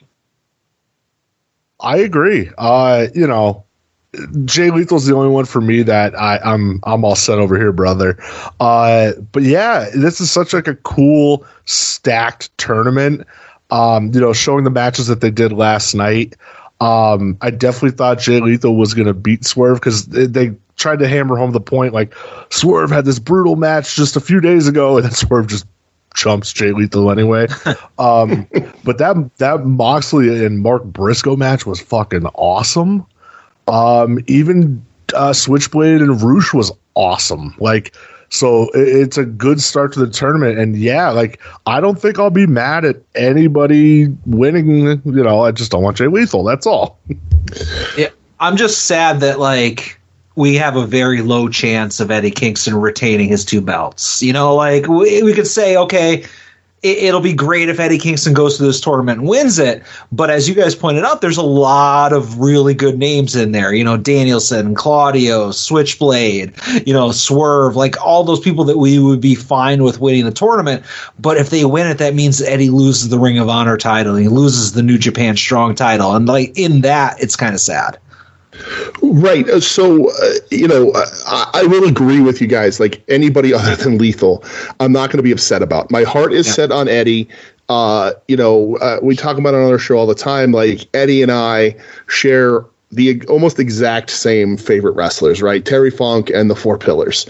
So, knowing the Triple Crown being my favorite belt in all Japan, the prospect of Eddie Kingston being able to hold a Triple Crown, even though it's the Western quote unquote Triple Crown, I think is too good of an opportunity to pass up. Especially Wrestle Kingdom coming up. I think there's a lot of office dynamics, and Eddie said this in the announcement thing when they did the thing on YouTube with Tony Khan and Tony Schiavone. Eddie was like, you got to clarify these things. I've been getting a lot of calls from a lot of different offices about how I didn't explain what was happening the right way. So there's a lot of politicking under who New Japan is going to want to be their strong champion, because you are a champion in all 3 when you have these belts, right? Technically. I want Eddie to have a match as champion at Wrestle Kingdom. I want Eddie to wrestle in the dome in front of a full Tokyo Dome. That is personal preference. But I think there's a really good case for it. I think Mox is a really good case because we've never officially paid off Mox siding with Claudio. Yep. And so the case is there, and Eddie never lets anything drop. So like that will be fresh in his mind again, and it will be a crazy cool match in New York on the pay-per-view. That being said, even though my heart is almost in every situation backed behind Eddie, there is even Lethal. I don't want Lethal to win, but like Lethal's not a schlub. Lethal will put on some really good matches. I had a conversation with a guy this week on Twitter while Dynamite was happening, and I don't know who he is. I tried to be as nice as possible to him because it was through our show Twitter at We Need Wrestling. And he was like, Tony Khan lied to me. He said this was the biggest tournament ever, and there would be 12 stars in this tournament. And he's like, and they're not all 12 stars. Garcia's a joke. And this guy, why not have Jericho and Wardlow and blah, blah, blah. And I'm like, and he goes, and Tony Khan said this is going to be the best tournament ever. And it's not going to be that. And I'm like, brother, hyperbole, right? You want Tony Khan to come out on TV and be like, it's like 80-20 stars to shitheads. Like, what do you expect? And I like everybody. I don't have a real problem other than, and again, I keep saying other than Lethal, but like, I don't have a problem with anybody in here. I think this is one of the best stacked tournaments we've seen. I think there's so many combinations of cool matches and potential finals and all that sort of stuff that this is going to be a ton of fun to watch. But I did have this conversation. I was like, dude, you're not going to like everybody ever involved in anything in professional wrestling. So just skip who you don't like. Right. But I'm super pumped about this thing. I just will be like a tiny little bit upset if Eddie doesn't win. Just a little bit. And I am glad. I think we worried, at least I did, and maybe I'm misremembering, that like every single Eddie match, I thought his titles were on the line. So like I was like, oh, he's got to go undefeated through the whole thing. But I think they established this week on Dynamite that it's just like, okay, the winner of this tournament is the next champion. Right. That was at when they did the announcement at show on YouTube at like 1 o'clock Wednesday. That was when Eddie, when he first cut the promo, he sort of said it in a way that you would think that he's defending the belts every time. And then they clarified that it's just whoever wins the finals holds the 3 belts. That's just what it is. Yeah, I was worried there was going to be a little hot potato of like the Ring of Honor belt, where it might have switched a couple times in the tournament. Right. That's a little too messy. I don't think AEW can manage that at this moment. Yeah. Wouldn't put it past them to try. True.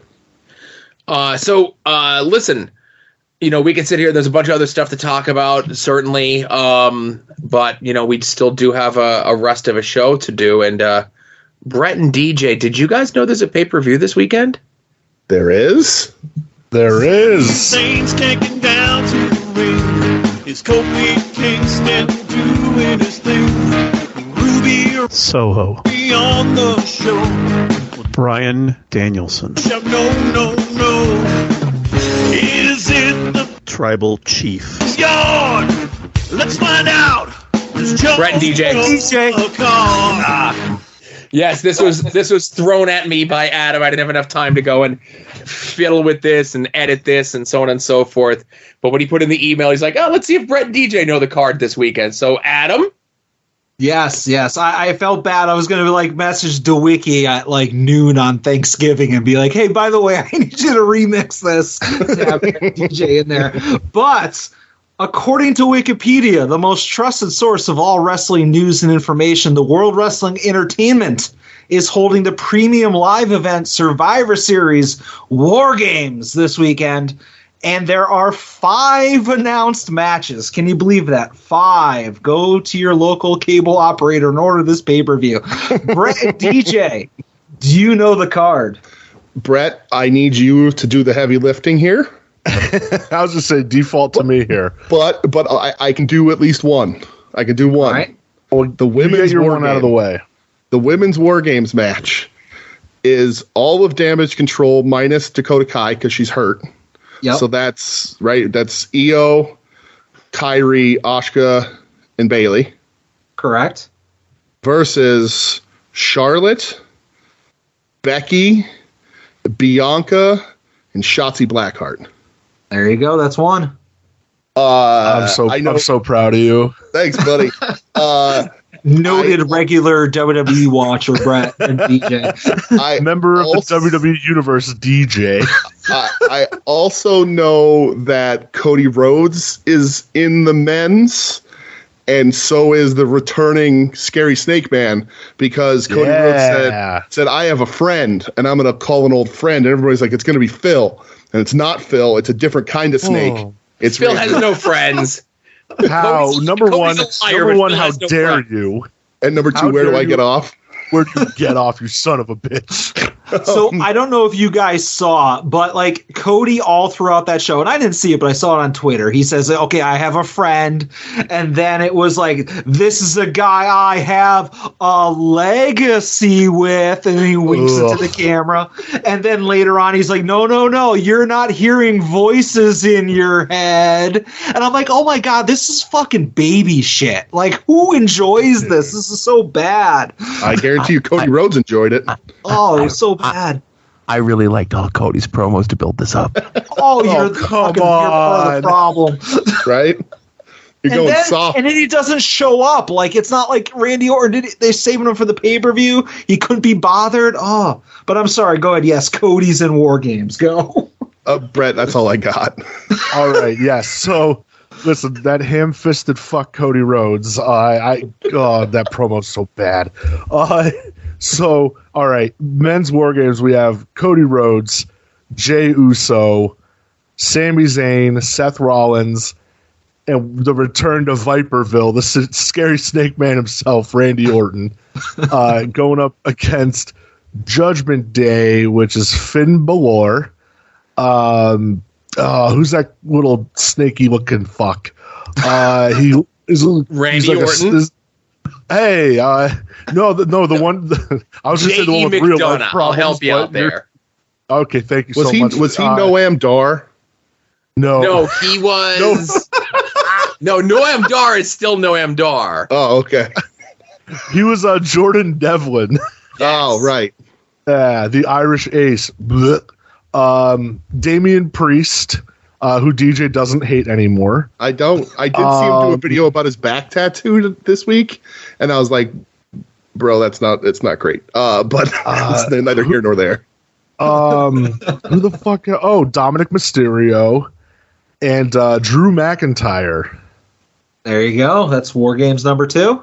Now, if I could just interject, why is the men's War Games 5-on-5 and the women's 4-on-4? Dude, I don't understand that either. Like, what? You couldn't find 2 other ladies? And no, they can't. They're all walking in background segments on NXT. And there was a match on Raw to determine who gets the advantage in the men's War Game. Did you see how they're determining the women's advantage in the War Games match? They draw straws. Bra and panties match.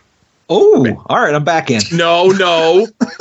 Go to ruffles.com and vote for which team you think should get the advantage in the women's War Games match.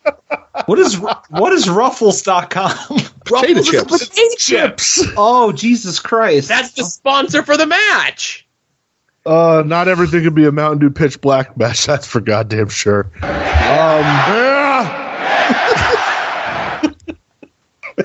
All right, let's see. Oh my God, this is gonna be real tough.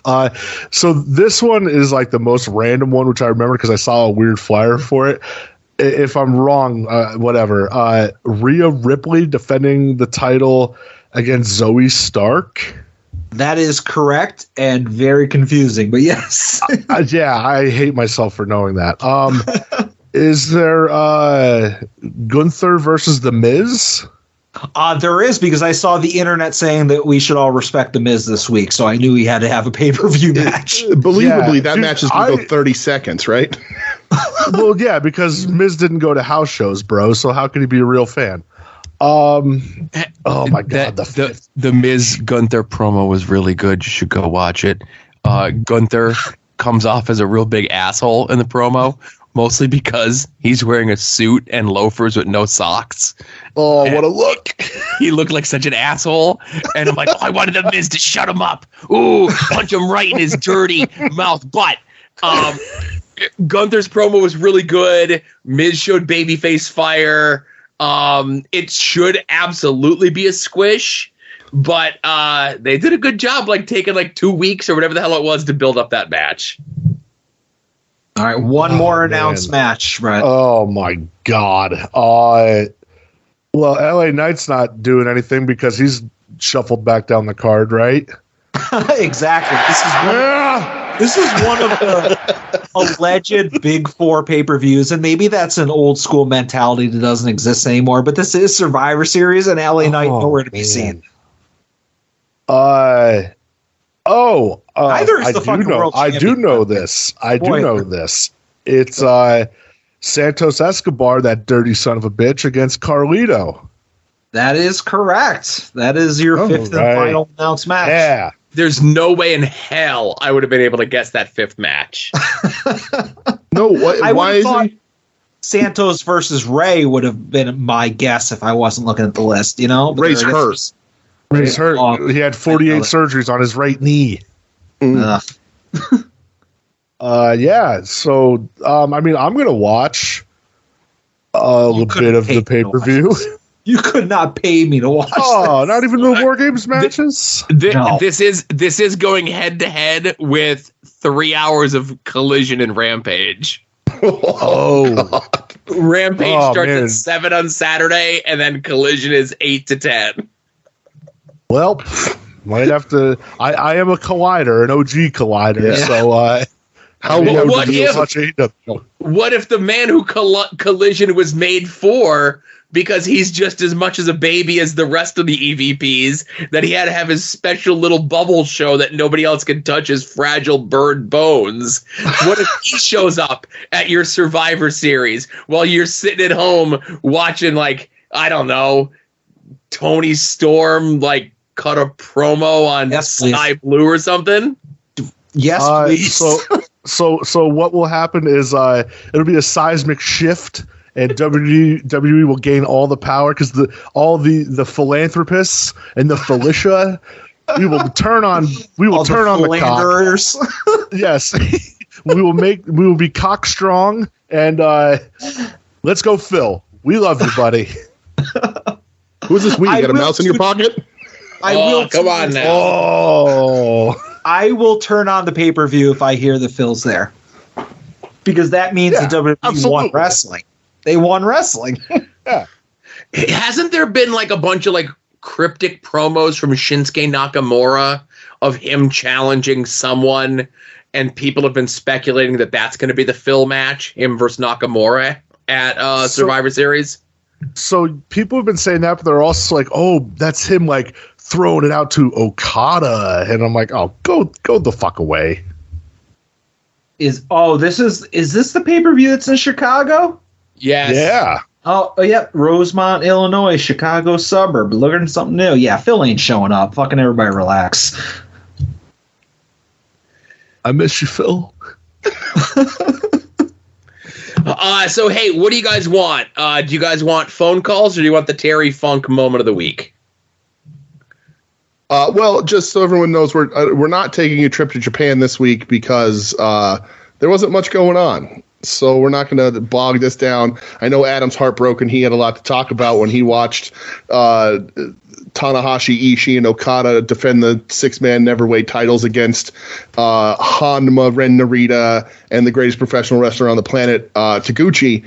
I have pages of notes here, and you're going to cut the segment. But we're collapsible seg, Adam. It's collapsible this week. Tune in next week, and we'll see what the hell's going on over there. There's a bunch of tag leagues, and they're only okay.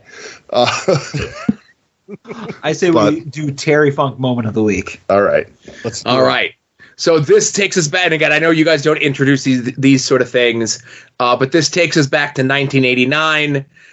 Terry Funk has just attacked Ric Flair after the hard-fought battle with Ricky Steamboat to regain the world title, but Terry Funk has been out of action for a very long time, and he needs to work his way through the top 10 contenders. You can have a moment. I had a moment with him last week. Yeah, you sure did. He was the star of the show last week. Now it's time for you to spend some time with me. Yeah, no. In fact, let me spend some time with this young man, and you just stand back. Terry, will you just let us get on with it? Now you're a fine-looking young gentleman. I want you to tell me just one thing. Who is the better wrestler, Ric Flair or me? And I'm sure that you think Flair is. Well, y'all both top competitors. I got to hand y'all that, but I think you're the top competitor. Did you hear that? I heard him. So let's go into this now. Why am I not into the top 10? So you think I am a better man? Do you think I should be in the top 10? Yes, I think you ought to be in the top 10. Do you think I should be the number 1 contender? Yeah, I think you ought to be the number 1 contender. He doesn't rate him, Terry. Let me tell you something. Flattery will get you nowhere. Oh! Well, yeah.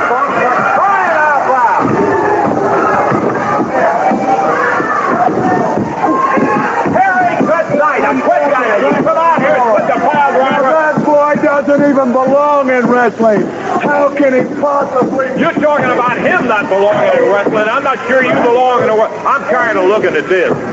Let's get somebody out, get this stopped. Let's go to Joe Pedicino nose right now. Terry, that's the lowest. He came out here and grabbed the guy by the leg last week.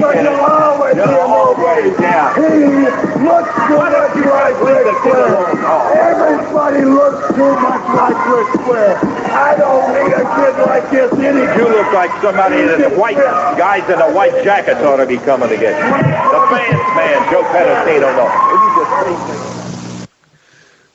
So I don't know if you guys saw that clip going around today on social media. I didn't. It's excellent. Do you know who that young man is that Terry Funk beat up? I have no idea. That would be a young Dwayne Bruce, who you would know better as Sarge from the World Championship Wrestling Power Plant. No shit. Yep. Wow. Whoa. Imagine Terry Funk really put him out of wrestling in that moment. We would have never got Goldberg. We also never would have gotten high voltage. That's true. Also, DJ, as the Terry Funk expert amongst us, what the fuck was that Terry was wearing on his head? Well, so I was going to bring this up, right? I love Terry in like the black chaps. He's got the red tights underneath it, and Terry Funk is a legend, and the best to ever do it, and the greatest cowboy wrestler in the history of wrestling. When Terry Funk throws on a do-rag, it's a different animal. It's just it is a different kind of guy. You combine the do-rag with the braids that he used to have, whole other level. But the do-rag tied twice on both ends of the back, I don't know how he does it. But it's great. And it's just a different level of Terry. And can I just say, like, when I listen to you guys, We Need Wrestling, and I listen to the Terry Funk moment of the week, obviously I am such a neophyte when it comes to Terry Funk. Like, a lot of those clips, I've never heard them before, so it's the first time I'm hearing them. And you guys, like, I don't want to blow smoke up your ass, but you are making me even more appreciate Terry Funk every single week with those clips. So thank you for those. That's the goal, man. That is the fucking goal. Because, like, I've seen so little. You know, I know the big hits and I know the ECW stuff and the WWE stuff, but a lot of those older clips, like obviously the one Joe just played, I've never seen those before, and they're all fucking awesome. They are. I have, we sort of, there's no real rhyme or reason. When we do them, we just pick stuff we like. We sort of rotate back and forth. And like, I haven't even got to my favorite Terry stuff yet. Like, obviously the 89 feud is my favorite feud of all time. So that's mixed in there. But I have a few specific throughout the ages Terry promos that are my absolute favorite that were at one point even hard to find on the internet that I can't wait to get to. Probably save them for special dates, birthdays, whatever. Sure. But not everybody is 100%, but like Terry Funk rarely missed. And I have stuff from the 70s, the early 80s, the end of the 80s, the 90s. Like he hit every time he went out there. And I'm glad you're really enjoying them, because my goal in life as a wrestling fan is to spread the Terry. I'm like the Johnny Appleseed of Terry Funk. I'm just spreading Funk all over wherever I can and hope that the seeds grow. For a man who truly, in my opinion, I say this all the time on the show, undeniably the best to ever do it. Yeah, and I say all the time, like, I actively, and some of it's a bit, but like, I actively hate old wrestling, but Terry Funk stuff, for whatever reason, like, I fucking love it. So kudos. And this, sorry, go ahead, Brett. No, I was just going to say, I thought DJ was more like the Wilt Chamberlain of spreading the seed of Terry Funk all over the neck. So, DJ mentioned the 89 feud with Flair is, his favorite. And I would say that's probably, it may not be like my favorite, but it's like 1B. But it culminates in maybe my favorite match, which is the I Quit match at the Clash of Champions later. It's my favorite match of all time, hands down. Right. Yeah. So there was something about Terry Funk, especially during this era, but like, you can look at really any period of his career, but like, I really think the 89 stuff shines such a light on it that he was doing, like, we played the 1989 Survivor Series stuff before, and like bright colors, over the top characters, everything else like this. Terry Funk was doing the same thing in NWA. Like, he does this bit. this leads to the more famous promo where he brings the guy dressed up as Ric Flair with the yellow streak down his back. Yep. He's doing heavy sports entertainment stuff in this build, but what makes it so different is that when he has matches, he's vicious and he feels dangerous. And, obviously I felt great about getting to play 2 Lance Russell segments on the show today, and Lance is one of those guys that, like, just even that throwaway line to Terry, like you're acting like somebody who needs to be taken away by the guys in the white coats. Like, that does more than commentators barking during an entire Terry Funk match. Oh, he's crazy. He's out of his mind. He can't be stopped, or whatever it is. But somebody with that gravitas and that respect that someone like a Lance Russell has to say a line like that to Terry Funk, and just adds to all of it. And all of that 89 stuff is so good. All these promos, Sting being the champion of washing machines and stuff like that, which is a promo that comes up later. But Terry walked that fine line of being dangerous and real and also a larger than life cartoon character. Yeah, that few people in wrestling can do believably. He's 45 years old in 89. He's 44. He turns 45. The same age that Bob Backlund was when he won the title in 1994. Right. That's so amazing. And he, and we've talked about this in the show, but like he cuts such good promos that Flair gets mad at him in 89. And legit, like, writes the offices and is like, why is Terry shooting on me on TV and why are you allowing it? And then Terry's also gets hurt. So he's the famous story around this point, around this time, whenever he had to fly anywhere, he would kneel on the floor of the plane with his elbows on the seat because his back was so bad he couldn't sit for that long. Yep. And then he got a really bad arm infection and did not want to come off the road. Gary Hart forced him off the road because his arm started to smell. Oh. They do the angle at the Clash of Champions where he does the bag, which also gets banned from television and all that crazy stuff. Right, but that was set up to give him a suspension, to give him that time off the road that he needed. Yeah, but he was like, "We're on top. We're making too much money. I can't leave now." And that it's just 89 it's on both sides too, because 89 WWF is also great. Like 89 is such a crazy year of professional wrestling. Especially the back half of 89 for WWF from summer. And granted, okay, it's Zeus, right? Right. But Zeus is the one shining example of the thing that doesn't hold up in WWF in 1989. Everything else does. Right. Yeah. When does 89 line up day and date? We can start comparing stuff. Shit. All right. Hey, let's get to some phone calls, huh? Let's do it. Hey, Joe and Adam, what's happening? It's your buddy Kenny, first time, long time. Great show last week. I was dying pretty much the entire time. It was hilarious. Hope you like clips, motherfucker. Anyway, this is a phone call that should have been on last week's episode when Joe was in Weekly Purchases and mentioned something about going to see the Foo Fighters in a concert that was on a beach in New Jersey. Yeah. I was actually at that little Foo Fighters concert in Jersey, which is why I wasn't able to get my bloody Yuta figure sign number 3, third ever, and then have him make an Allen Iverson joke on it, like practice or something. But anyway, Foo Fighters, second night of this festival, they were good. The system itself, the sound wasn't so great. I think they blew up something the night before. It was a 2-day festival. So the sound wasn't so great, and if you're cool with Asa hearing Dave Grohl do a swear like every other word, sure, yeah, go see the Foo Fighters. Have a good time. That's a good time. And weekly purchases, your figures will be blocked.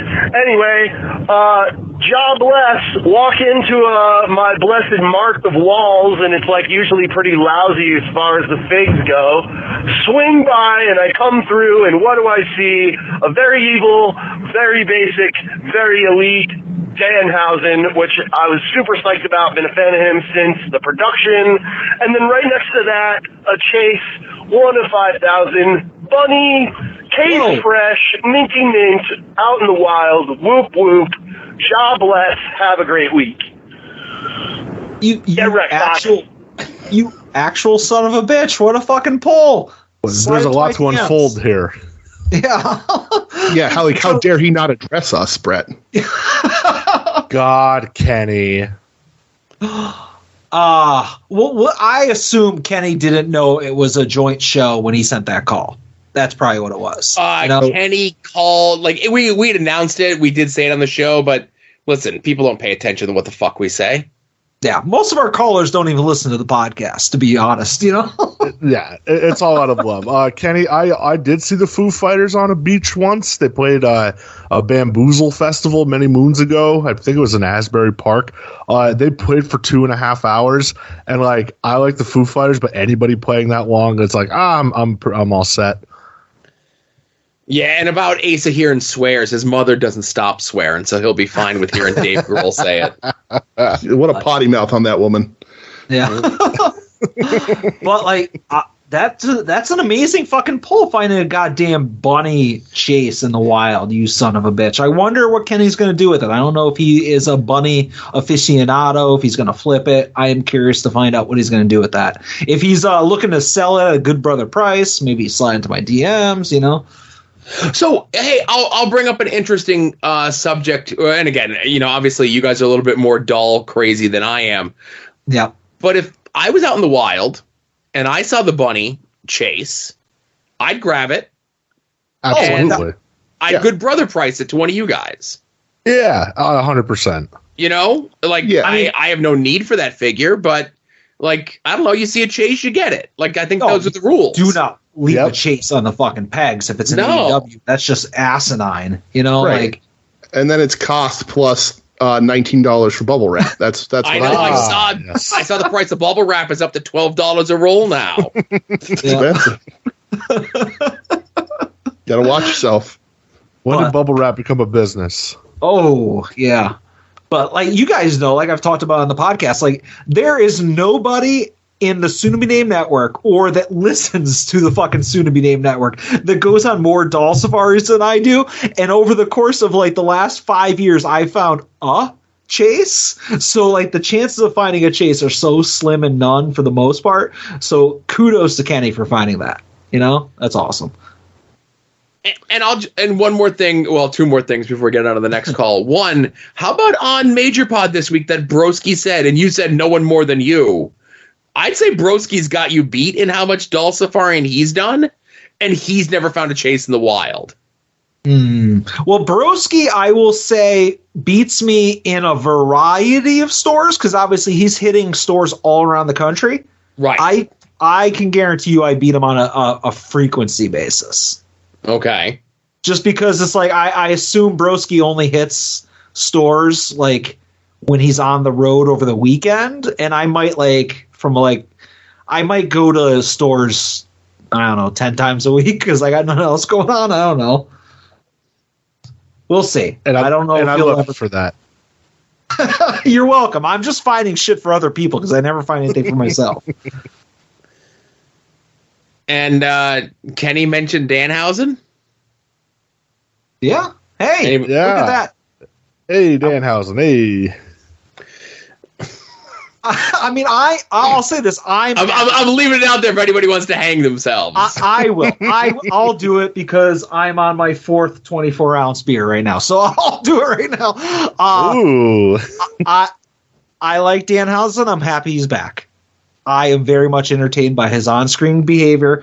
Whether or not he's easily gotten to on Twitter, I don't care. You know, like I'm happy he's back. Of all the characteristics to gleam off of your best friend Phil, it's the fact that you are critically gotten to on the social media. He's a friend of Phil, so he's a friend of me. He's very nice. He's very evil. He's back on TV. He's friends with Orange Cassidy, so he's okay by me. I always found Danhausen entertaining. You know, yeah. I'm not mad. I mean, he's definitely a paranoid motherfucker, but, you know, right. To each their own. Yeah. And who knows how many washes it's going to take before the designs peel off the T-shirts he was selling. Allegedly. Oh, there, thank you. I will say this: when the story started making the rounds, like after we all recorded last week, and again, the prevailing story was that Danhausen's push / return to TV was canceled because he was caught selling bootleg merchandise, unlicensed merchandise, uncredited merchandise, pro wrestling tees designs that were made somehow cheaper than pro wrestling tees designs are made. How is that possible to undercut pro wrestling tees? Right. So none of the story made a lick of sense. Danhausen, a guy who has wrestled less times in his AEW career than Sting did in his WWE career, has more merch than anyone on the roster, a more variety of merch than anyone in the roster, constantly having stuff going out directly through Pro Wrestling Tees, has had multiple deals from his coffee to variant comic covers to all sorts of things for months, if not years. So the story made no sense whatsoever. So I'm kind of glad that Danhausen kind of pushed back on people a little bit that were saying it.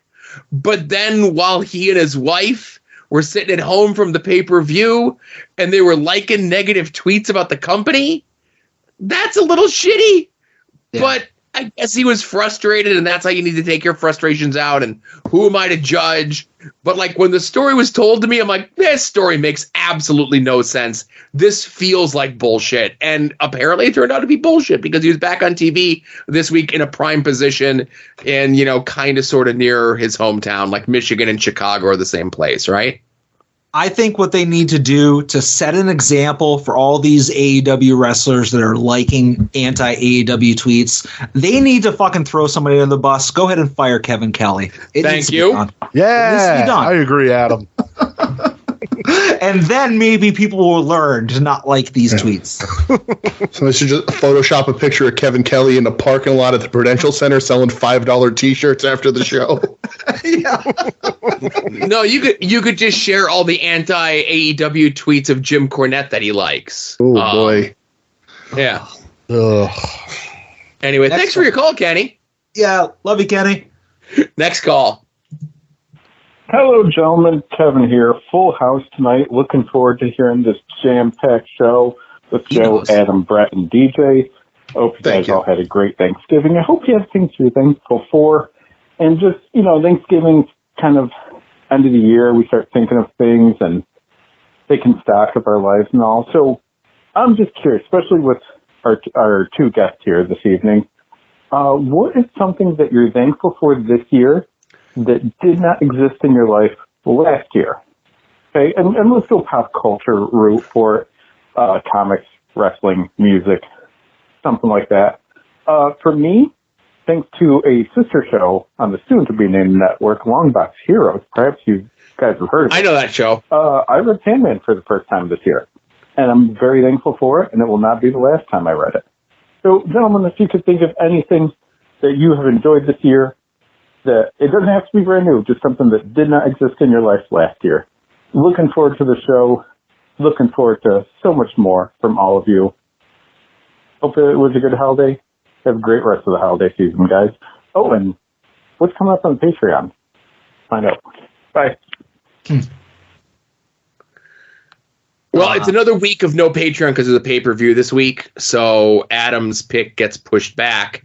And we'll do the full Patreon plug as soon as we're done with the phone calls, right? Yeah, absolutely. We got a big weekend of Patreon coming up, but more on that later. Brett and DJ, something you're thankful for?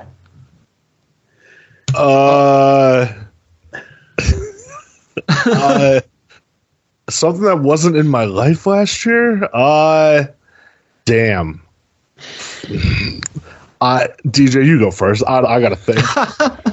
So I don't know. I'm trying to figure out the timeline of it. When did the Hogan Terry Funk Coliseum Collection Ultimates drop? Was that this calendar year? That was this year. It was this year. Okay. So aside from my personal life, you know, I'm very, very proud of my wife Michelle, sometimes guest soon. The Royal Rumbler, soon to be featured once again during Royal Rumble season. Soda. On We Need Wrestling. I'm very proud of her and her endeavors this year, which is a huge change from the year before and a lot of sacrifices and time. But a purely personal, selfish reason, I got 3 new Terry Funk action figures this year and a Mattel Target display with Terry Funk on it. Yeah. So as far as that sort of what it wasn't in my life, Terry Funk, although he's no longer with us this year, I did manage to get 3 Terry Funk action figures this year, which is wild. So, well, two Terry Funks and a Chainsaw Charlie.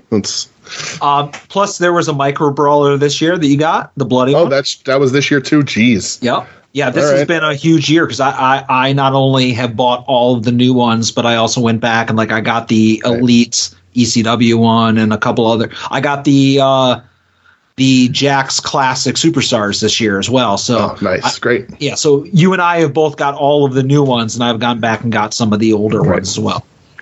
Cool. So I guess I'll go with I'm thankful to see Eddie Kingston get all the love in the world. And what I mean by that is, going over to Japan, being beloved over there, winning a New Japan title, winning a world title with the Ring of Honor title. I know collectively as a group, we've all been Team Eddie for a very long time. So it's very, very cool to see somebody really get that love. So I'm thankful for that. Personal life, I don't know, man. My life don't fucking change. I'm a single dude who's 34. I do nothing. Yeah, so I'm going with Eddie. I will say I'm thankful for Joe for reaching out and doing all these Patreon Conversations with Joe podcasts. Cha-ching. Thank you for that. On a personal level, I will say that I am thankful for the advancements made over the last year in women's wrestling gear, whether it be Sky Blue, Tony Storm, honestly, Julia Hart, the list goes on and on. Thank you to the men and women who tirelessly just work over that gear and the seamstresses and the designers. Kudos to all of them. So, I'm thankful for a lot of people in my family doing better health-wise, finally taking some of the steps that they needed to do so, and therefore me, by the grace of God, go I as well. Once everybody else is kind of cleaned up and bill of health and everything else, it's time for the real test for these doctors. This mess, right? But again, that's still a little ways off, but still, we're all taking baby steps here. But obviously, you guys, there's a lot of different things that we can all talk about in wrestling and, whatever the media and stuff that we consume. But, in this last year, these last 12 calendar months, I got 2 matches that I never thought I'd see in my entire life. One involving Orange Cassidy, the other one involving Eddie Kingston. And we all know who's to thank for those matches.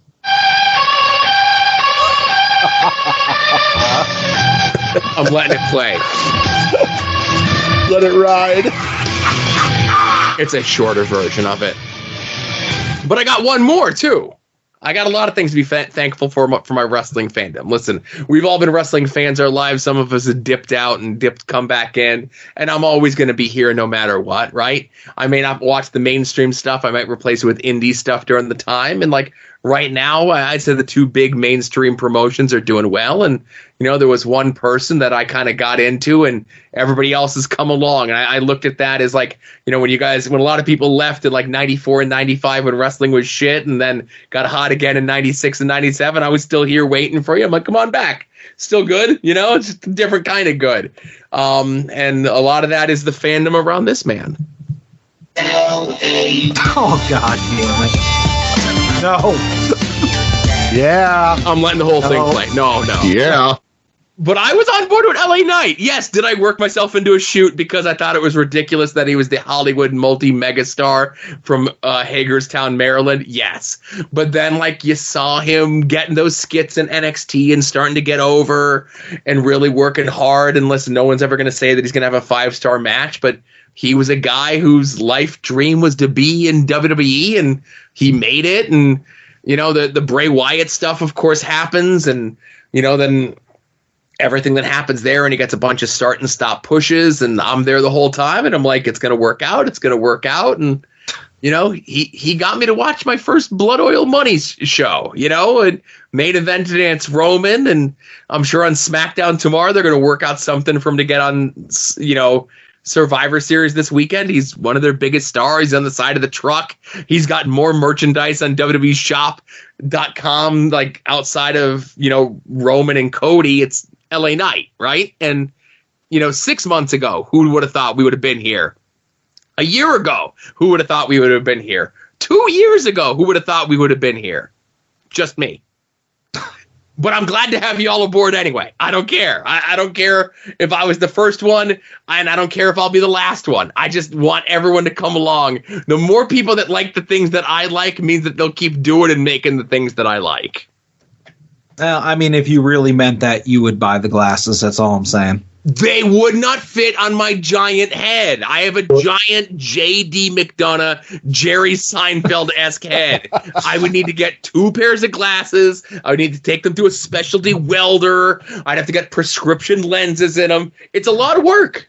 Yeah. Put them in a detolf. Put them on a shelf. Next call.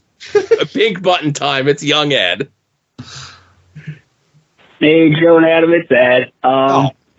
How dare he? So I woke up this morning, and one of the first things I see is a gif of Adam Page sliding under Swerve's head, who was a faucet of blood, and then him catching it in his mouth. And I said, holy shit, I gotta fucking watch this. So I watched like my first AEW match forever, and that shit was fucking fantastic. Holy shit. And I said it on Twitter, and this isn't just Twitter talk. I swear to God, I was screaming. I threw shit. I was so excited. That match was just for me. It was so perfect, and I don't know that I'll ever see another wrestling match that perfect again. That was so fucking good. Joe, Adam, that was so fucking good. Oh my God. I wish every AEW show could have. If there was that match on every show, I would watch this shit more often. But that was fantastic goolery. Big fan. Big fan. So I have a question, and I want to know, is there a match, or do you remember like the last time that a match got you so excited that you were yelling and throwing shit? Because the last time I remember before that was like Hook's debut, because it just, you know, that shit came out of nowhere, and that was exciting. So I think that was the last time. But that was really, really, really great shit. Wow. Swerve is so fucking good. Joe, when I saw that there were real staples in his pecs, I fucking lost it. It was, oh my God. Oh, TK, baby. I love him. Hey, buddy. See, on one hand, I'm like, okay, that is a perfect example of how awesome that match was and how great Swerve is and Hangman is, that like somebody who doesn't like AEW would watch it and be like, oh my God, that's amazing. But on the other hand, Ed likes a lot of terrible stuff. So I'm a little conflicted. So I don't know how I should feel. Completely different. But to answer Ed's question, even though he didn't address Brett or I, shame. The last time I felt the joy in my heart for professional wrestling, now stay with me, maybe some of you won't agree, I think Brett will, but still to this day puts a big smile on my face, was when Shane McMahon blew both of his legs out and Snoop Dogg took over. You all right, cuh? It is arguably the greatest moment in WrestleMania history. It makes me so happy when he slugs the Miz in the face and then does the people's elbow. It is a perfect wrestling moment. I am super impressed to this day by Snoop Dogg, and You Are Right, Cuh will go down into the pantheon of wrestling quotes for the day I die. I think Marcus and I text each other that at least once a week. So yeah, that was quite the moment. I don't know, for me, like, where I really like, I've never thrown anything while watching a wrestling match, but like getting real fired the fuck up. It wasn't even it was the beginning of the match, and God, this is such a fucking stock answer. I apologize, everyone. When Phil came out to AFI against MJF, that was like a oh fuck, I'm losing my mind moment. I feel like the same thing. Nerd. Yeah. You lost your lay mind too. Lay off the poor guy. I just feel like the same thing could be said for Danielson with with his theme, Final Countdown, Sting with Seek and Destroy. Like, we marked out over all of those, you know? We really did. Yeah. I'd say mine was whatever the Ring of Honor pay-per-view was that they did Eddie versus Claudio, where Eddie lost. Like, that match, like, I was on the edge of my seat the whole time. Like, I legitimately did not know how that was going to go. And that was a very exciting match for me. Not to take anything away from the match at Arthur Ashe when Eddie won, but I feel as though by the time that everything had happened, from the first match that they had to that match, we all knew it was a foregone conclusion that Eddie was winning the match. So there was like a little less suspense in it. I like when there's suspense in wrestling for the people that I care about. You know, I sit here and I joke around, you know, the Double J match at Orange Cassidy, I knew OC was winning. The Double J match with Kingston, I knew Double J was winning to fit the storyline. But with that first Claudio Eddie match, like, it literally could have and should have gone either way. And, you know, nothing makes me happier as a wrestling fan than not knowing. Yeah. I'll revamp my answer if we're talking just like a strict wrestling match. I'm going to say it's from the ROH Death Before Dishonor pay-per-view that DJ and I went to when it was Athena versus Willow Nightingale. That match, like, being there live and feeling that building like actually shake for Willow was like one of those fuck yeah, I'm so into this matches. And then Athena won and really bummed me the fuck out. I assume Ed calls back, and maybe this time he pays some respects to our co-hosts. Well, he does call back. Whether or not he pays respect is another story. Hey, Joe and Adam. And Brad and Dee. Sorry, I forgot you guys were on this episode. All right. Love you, Ed. All's forgiven, Ed. Hopefully you guys got to talk about how awesome Swerve and Hangman was, too, and you didn't take that call. I only wanted to hear Joe and Adam's opinions on it. But you guys are all together. I had a thought, and I'm going to present it to you. Let's presume, right, that suddenly the soon-to-be-named network is flush with cash, like the whole network, not just me and my show, or where we made a lot of money. And there was soon-to-be-named network pro wrestling, and every show got to put a match on. What shows match me? And also, Marcus and Tim, I'm going to need your answers on your show, and everybody else. I need all of the soon-to-be-named network shows to answer this, because I think for Hayabusa, it would be definitely Kikutaro versus Madman Pondo, and I don't know what that would look like. I would let them figure it out, but I'm sure it would be great. I'm not sure which would be better, getting Kiku to do a death match or getting Pondo to do comedy. I think both seem very, very cool. But not as cool as Hangman versus Swerve. That was one of the coolest matches I've ever fucking seen in my life. Okay, bye! Well, Brett and DJ, the official match of We Need Wrestling. DJ, go wake Michelle up for her answer, please. Do we have to pick one, or do we get to each pick? Because I have one already. Go ahead, roll with it. Real quick, just to bring it, Ed, just to let Ed know.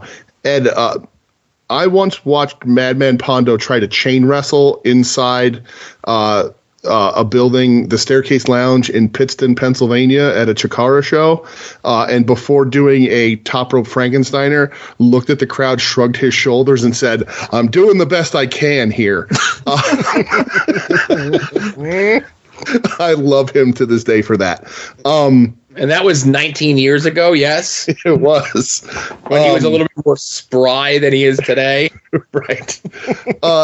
First thing that pops in my head, money is limitless.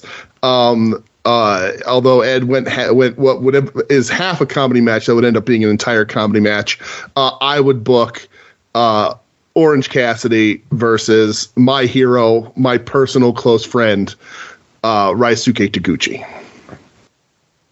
Solid answer. Now, are we like, can I bring people back from the dead for this answer? It's limitless money, right? I mean, money is no object. Fuck it. This is what I'm doing. I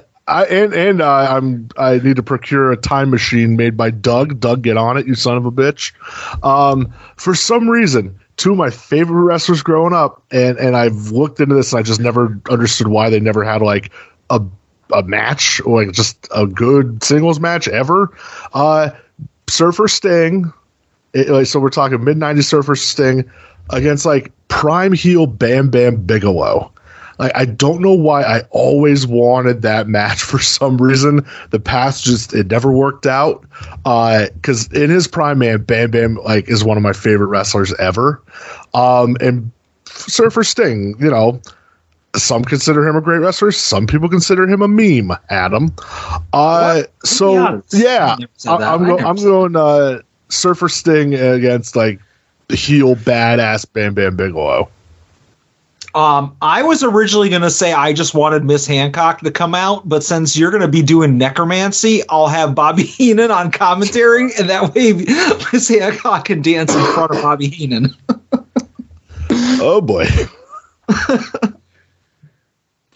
This is tough. Again, I can go silly, I can go time machine, but I think everybody got whatever. I don't want people doing double duty, but I think based on like where their positions are today, and again, contracts, time, money, whatever is no object, I want Double J versus LA Knight. Yeah. You have anything at your disposal, and you're going to go with that. I'm sitting here thinking to myself, and I'm like, I'd love like some sort of like Eddie Gilbert, like if I could do something perfectly, it'd be like some combination of like Eddie Gilbert, Cactus Jack, Eddie Kingston, and Larry Sweeney. But then I'm like, okay, now we got to pick from specific time frames. Two of the people are dead. One is immobile at this point. So I'm like, let's just keep it simple. You guys are fucking around with time and all sorts of other things. Double J 2023, LA Knight 2023. I think that crowd's going home happy. Dare I say that's the King of the Mountain Dew Pitch Black match? Oh, I like that. Well, listen, go ahead. I was just going to say, you know, you're fantasy booking all these matches, and there's been all of these brackets filled out thanks to Brett and DJ for the Continental Classic tournament. But you guys really should focus on the most important tournament that's going on right now.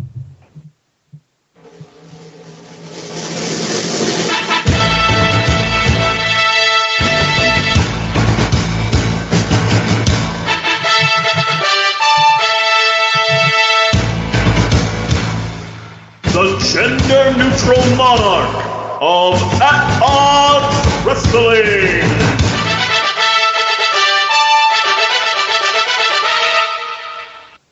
That is right. We announced last week the final 8 competitors of this tournament, and it is time to announce the bracket. So voting for the 5th annual Gender Neutral Monarch Tournament will begin tomorrow, Friday at noon.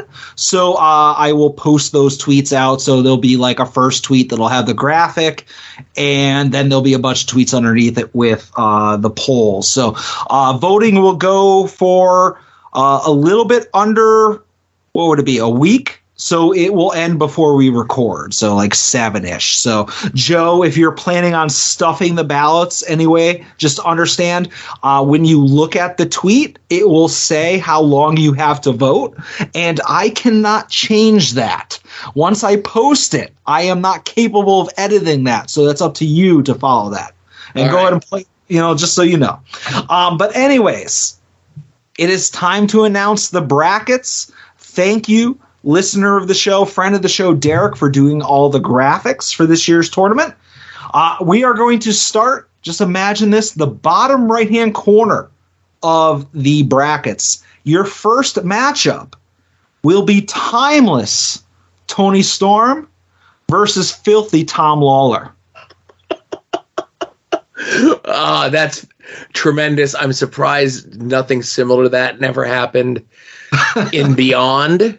I think there was like a Tony Storm Tim Thatcher match that happened in Beyond. You don't even need to watch the match; just look at the thumbnail for it.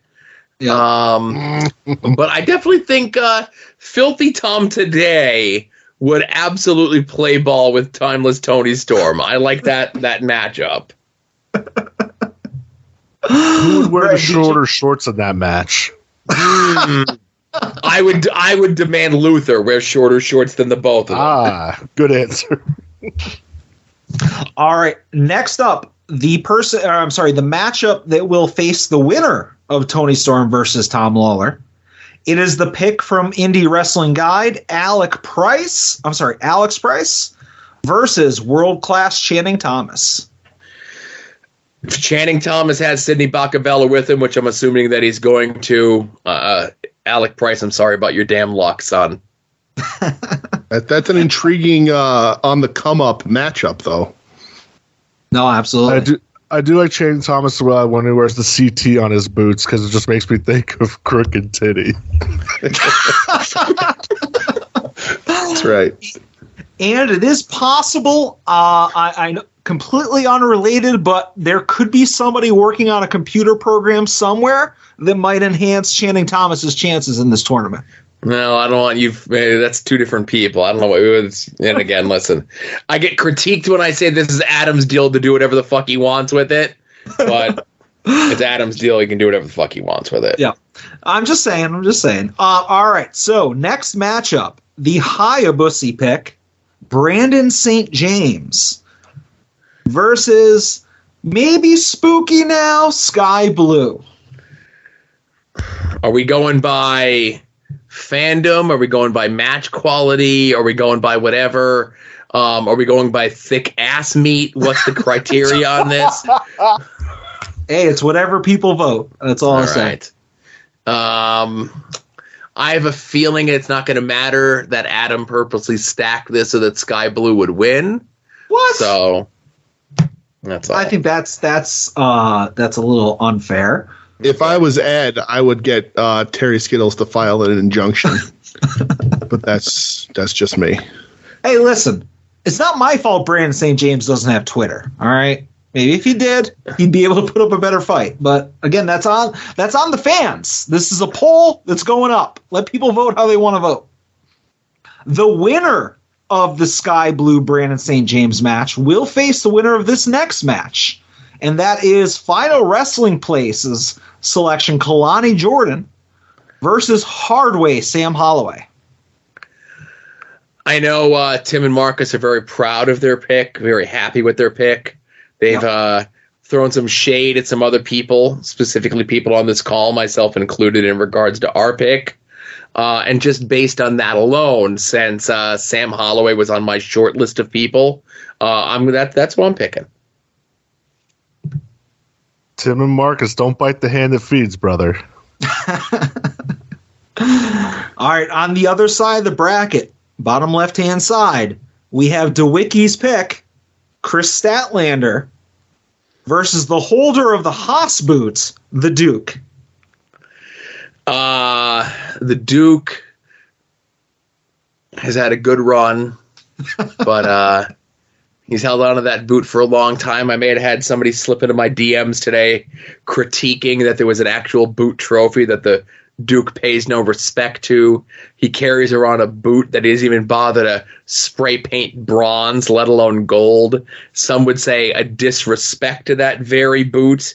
So Chris Statlander, I think Chris Statlander is a good hoss, right?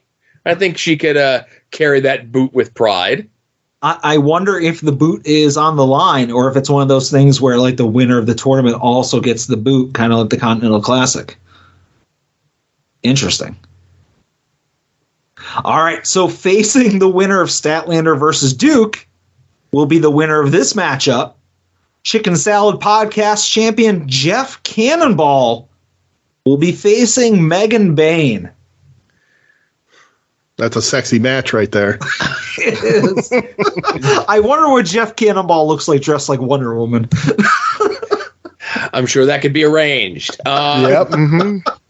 So, it's a tough matchup. Both, I would say, equally sized. Megan Bayne is a little less experienced than Jeff Cannonball.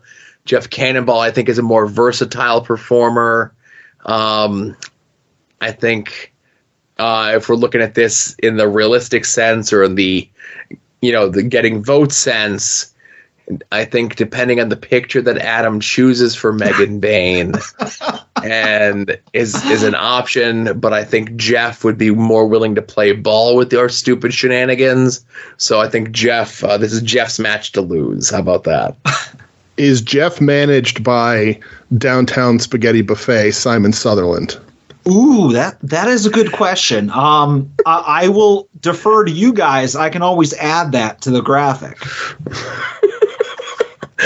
I think just Jeff straight up, and we can all picture Downtown Spaghetti Buffet Simon Sutherland in our minds with the suits that he wears and the very form-fitting suits that he wears. I don't know how he pulls that off, but he pulls that off. If it's Jeff Cannonball, the king of squirt, then it's a different ballgame. But listen, Squirt Party 2023. All right, so next up, I was bamboozled into thinking this was the card is going to change his pick, but it was Ronald Two Legs' pick. Kaplan versus Alex Shelley. If there was ever a clash of styles in the history of the world, there is one. Alex Shelley, arguably one of my favorite wrestlers of the last 20 years. Kaplan, one of my favorite people of the last 10 years. This is a pick'em, and I'm probably going to wait until the very end before I make my decision on this one. Very intriguing matchup. I'll tell you what, interesting thing that I'll say about Alex Shelley is that to me, and I love Alex Shelley, we all love Alex Shelley. Alex Shelley, the LA Knight of his day, and by that I mean I remember going to Joe's house for the few TNA pay-per-view, whatever they were doing, and Joe, you loved Alex Shelley from the beginning. You were a big proponent of him. Alex Shelley and LA Knight, peas in a pod. But right. Yeah. I remember you from the very beginning being like, this guy is really good. And this is pre-Paparazzi Productions, all that. You championed that guy from the very beginning.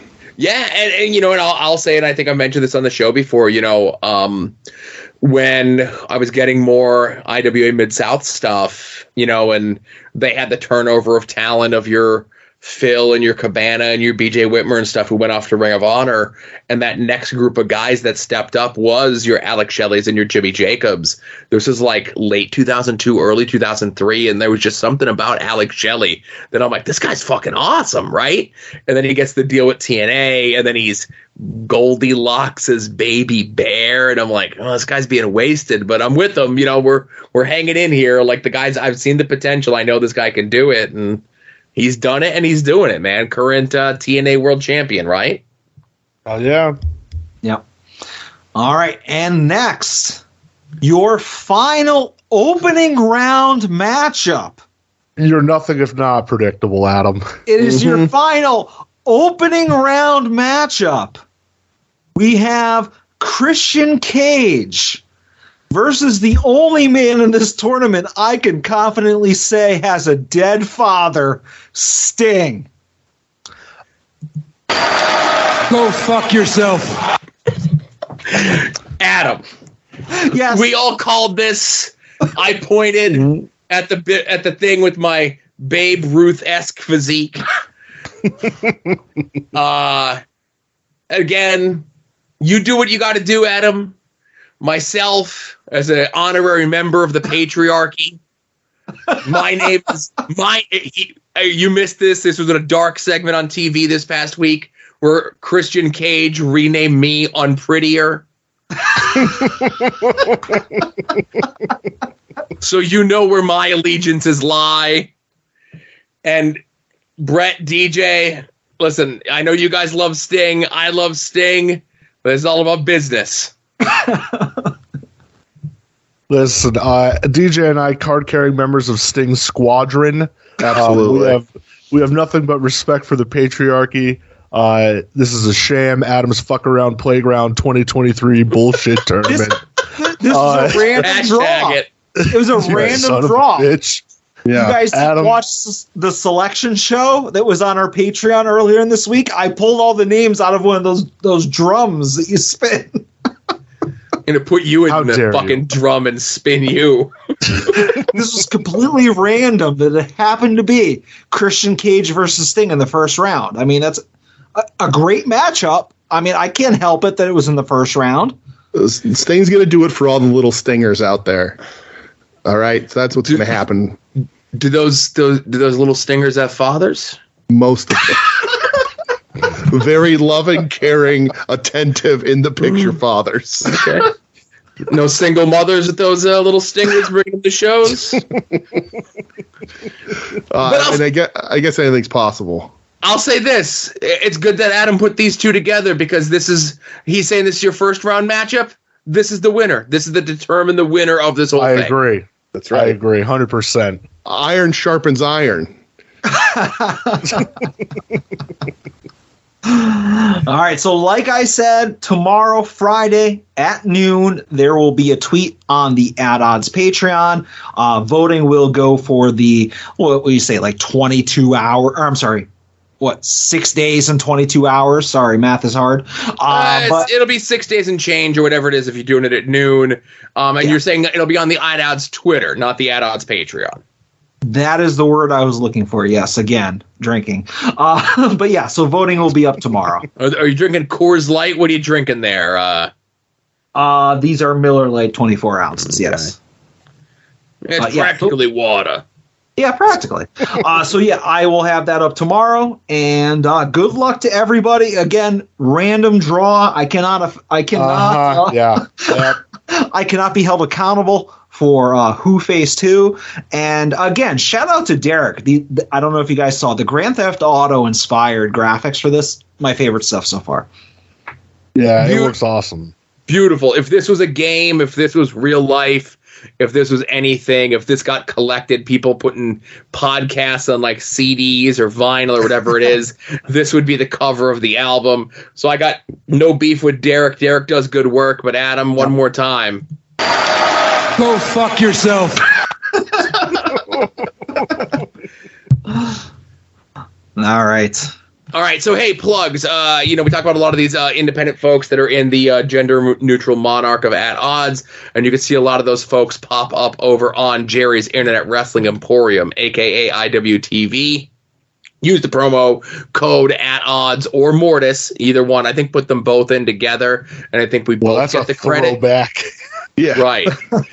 We both get the credit for it. For new subscribers, if you keep your thing and go, you just type in the name of your favorite independent wrestler.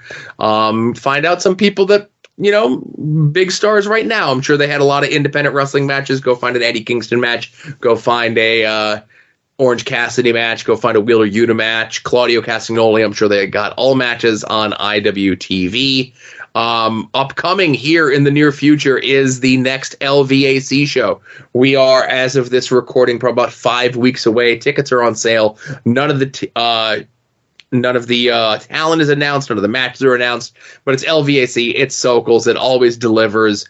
You absolutely should be there. The link to that will be in the show notes, along with the link to pick up both the MP4 streaming and the DVD, if you're a physical media person like me, of Steel Stack SmackDown 2.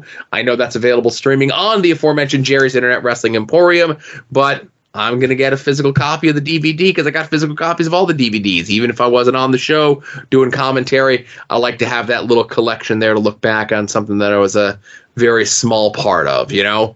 You could also help us out by making some purchases through our eBay affiliate link. When you click on links to various merchants on the site to make a purchase, this can result in the site earning a commission. Affiliate programs and affiliations include, but are not limited to, the eBay Partner Network.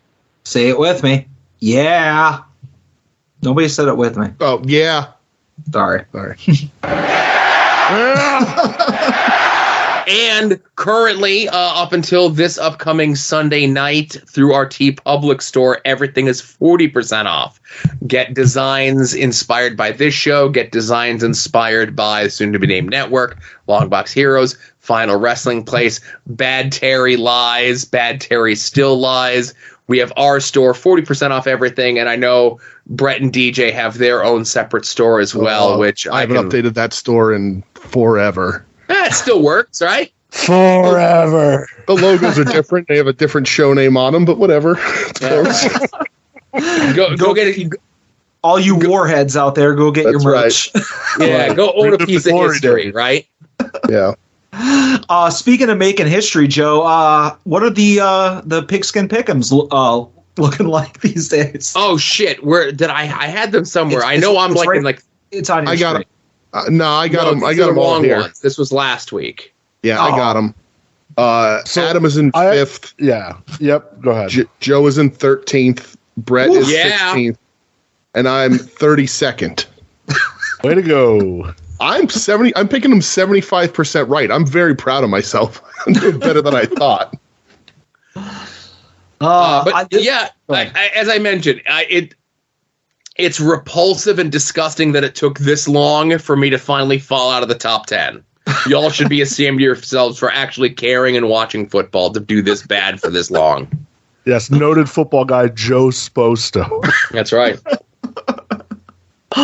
Also, I feel like I have to call out Brett and DJ on this. Okay. Very little talk of the Sports Talk Fantasy Football League over on We Need Wrestling. Sorry. I feel like you guys have I feel like you guys have faced each other, and it hasn't turned into like a blood feud that is torn you apart. We are facing each other this week currently. Oh, are we? We are. I didn't know that. And I am currently picked to beat him by like 4 points. Brett and I respect each other. So we're not going to go after one another. We're just cool with shaking hands and calling it whatever it is. Yeah, as it's been noted, DJ is my heterosexual life partner. Right. So that's just what it is. No hate. You know, if I can't win, I hope he does. That's how that works. Vice versa. Fuck you, Adam. Yeah. Why is everybody attacking me other than the fact that my team is the best team in the league by far? You know what you did, you son of a bitch. You're going to have to narrow it down. I've done many things. And Joe, go ahead. Do what you're going to do, Joe. Go fuck yourself. On behalf of me, Ed, and everyone else in the league. Well, you know what? You and Ed are not in the league, Joe, and other people that aren't in the league are these podcasts. Longbox Heroes After Dark, We Need Wrestling, Porch Talk, Viewer's Choice, Indie Wrestling Guide, Wings on Wings, Hi, a Bussy, Chicken Salad Podcast, and Final Wrestling Place. Steroids are awesome. I don't care what anybody says. And? I need anabolic steroids from this doctor right now. Anabolic steroids is a logical next step. Now, there is one thing that we did forget before you go to throw to it. The Patreon. Oh, I was just going to say that. Yes. All this Saturday at noon, Joe. Go ahead. Okay, so it finally comes out. The next edition of Conversations with Joe got bumped up the schedule by a week or so because it's the episode that everyone wants to hear, and that's my conversation with Eddie Kingston in regards to Chikara stuff from 10 years ago plus, right? I mentioned it before on the show. Kudos to Tim and Marcus over at Final Wrestling Place for, planting the bug in my ear. And it's like, one of those things where like, I should ask Eddie, should ask this person, should ask that person. But it's one of those things where it's like, when you hear somebody else say it, you're like, yeah, maybe I should ask that person. Like, and again, I could sit here and I could describe to you the way that my mind works sometimes when it comes to stuff like this. But all I'll just say is, Eddie was very nice and cordial with his time. He's a very busy person, and he's going to be even busier as things are going. This was recorded almost a month ago as we discuss this. And we don't talk a lot of current stuff, which helps. I do ask him about one thing current. But other than that, like, you want to hear a guy who was there from pretty much the beginning of Chikara. He was the first ever grand champion. He main evented the first ever iPay-per-view that Chikara ever did. We get into a lot of it. And, I don't think Eddie gets asked a lot about Chikara stuff, even though he was a big part of Chikara. And we get into it, right? Yeah, I mean, honestly, and you would know better than I would, Eddie doesn't make a ton of podcast appearances, and out of the ones that he does, I feel like Chikara is probably the least discussed topic on any of those. I would say so. Yeah. So, I'm very excited to hear it. Not blowing smoke or nothing, but like this Conversation with Joe series is so much fun and it's so enjoyable. And to hear like one of like my favorite wrestlers now get to be on it, I can't wait. It's gonna be so cool. 100%. And I will say also already on the books, December 23rd, day before Christmas Eve, will be your Conversations with Joe Avery Good. Oh, the Festivus special, right? Yes, a Christmas tradition. You sitting down with Avery Good. That weekend, Chris Statlander will have Jerry Stiller inspired gear at the pay-per-view. I hope. Oh, I hope. Are you saying you want a piece of me? Yeah, so like it's one of those things. So it's like when the Avery Good one comes out, it's like, all right, now I got to schedule the next one. Like I get like the next month off where I don't really have to think about working on something. I got a couple names. I had a couple people suggested to me. And it's one of those things where like I want to start 2024 off with a bang. With the big one, and if they say yes, then it'll be fun. It'll be interesting. But if they don't, I think I got a couple other people that I could certainly fall back on. And this time, I promise, I'm only going to ask one person at a time, as opposed to like throwing 3 lines out and then having to record like 2 or 3 back to back to back to back, and have to sit on them for weeks and weeks. Yeah. But yeah, that's December 24th Joe's problem. Yeah, December 24th, you got to get back to work. But exactly.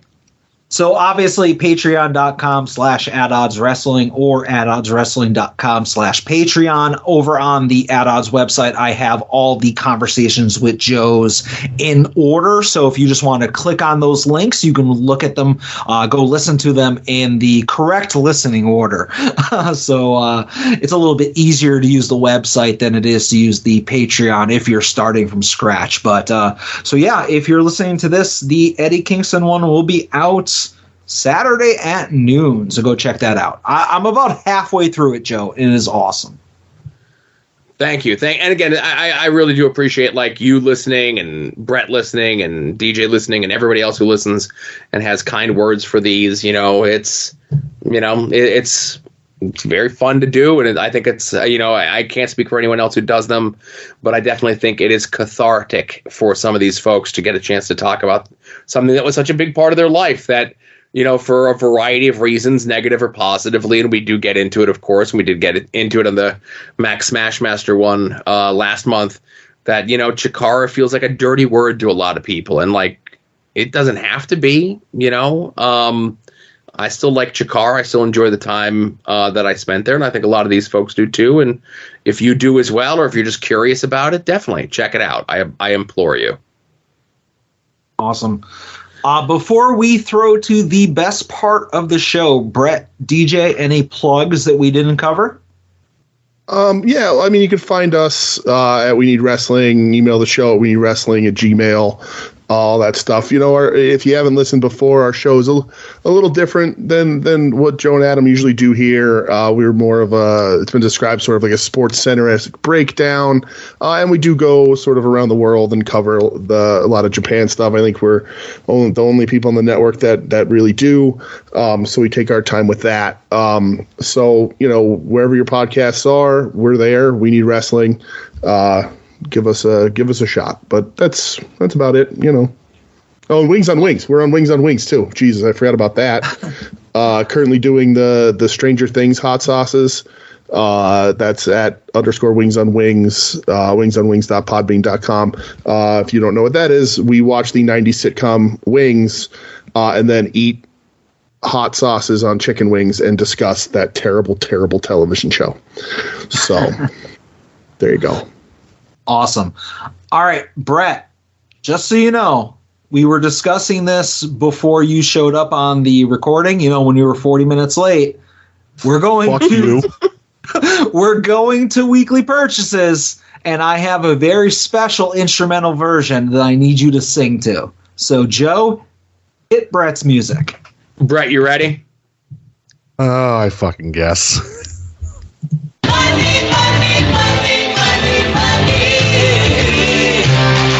Some might cost a little.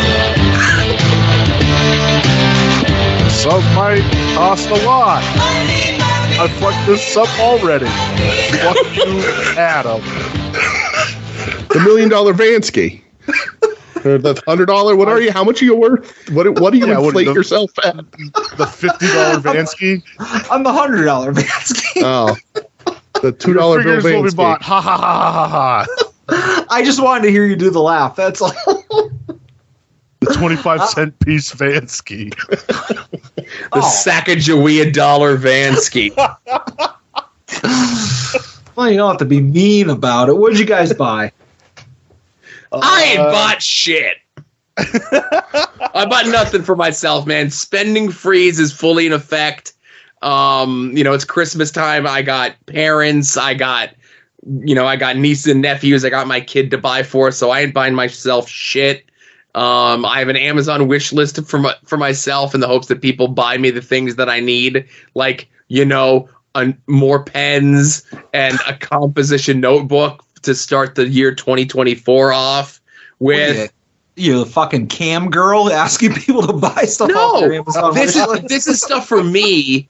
So that, like, my family will go and buy it. Like, this is the shit that I need. Like, I don't want nothing extravagant. Like, my Spider-Man wallet is falling apart, so I need a new Spider-Man wallet, right? It has to be a Spider-Man wallet. And, you know, so these are the things that I'm going to buy for myself on December 26th when nobody in my family buys them for me.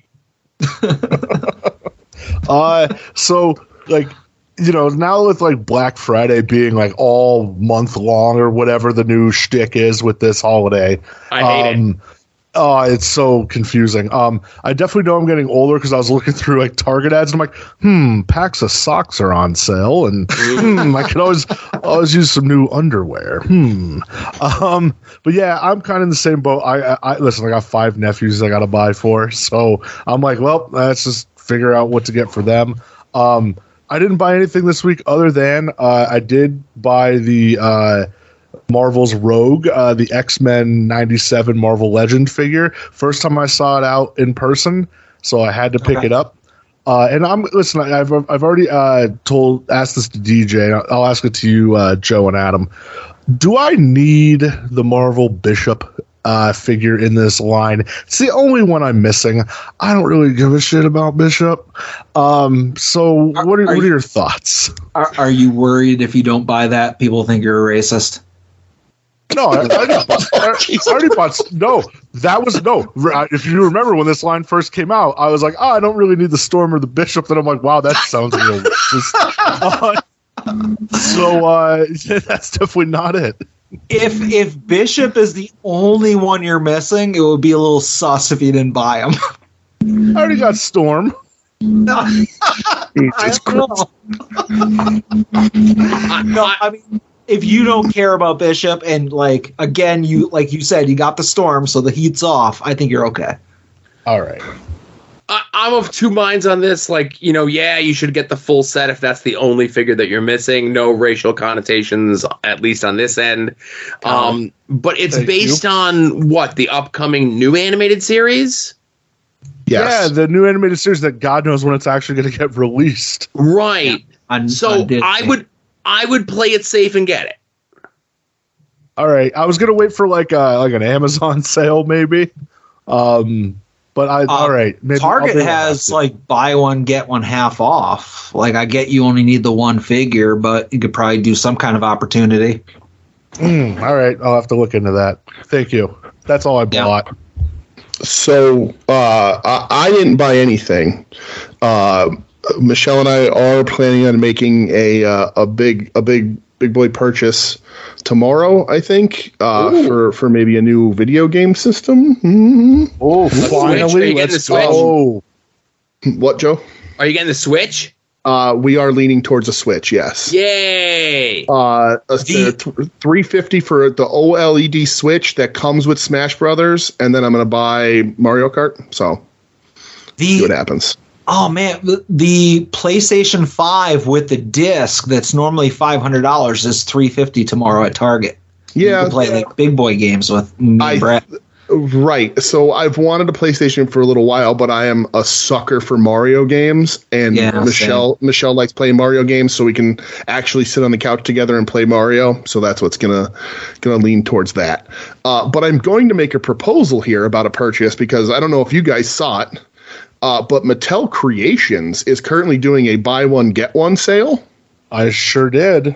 And buy one get one 50% off for it. Free. Is it free? It is. I put them in my cart. Loyalty to my show, extending this offer to Brett. Brett, did you buy the Jake and Ravishing Rick Rude Coliseum collection? I did not. They are buy one get one free. All right, let's talk. Text me. Yeah, because I think I'm in.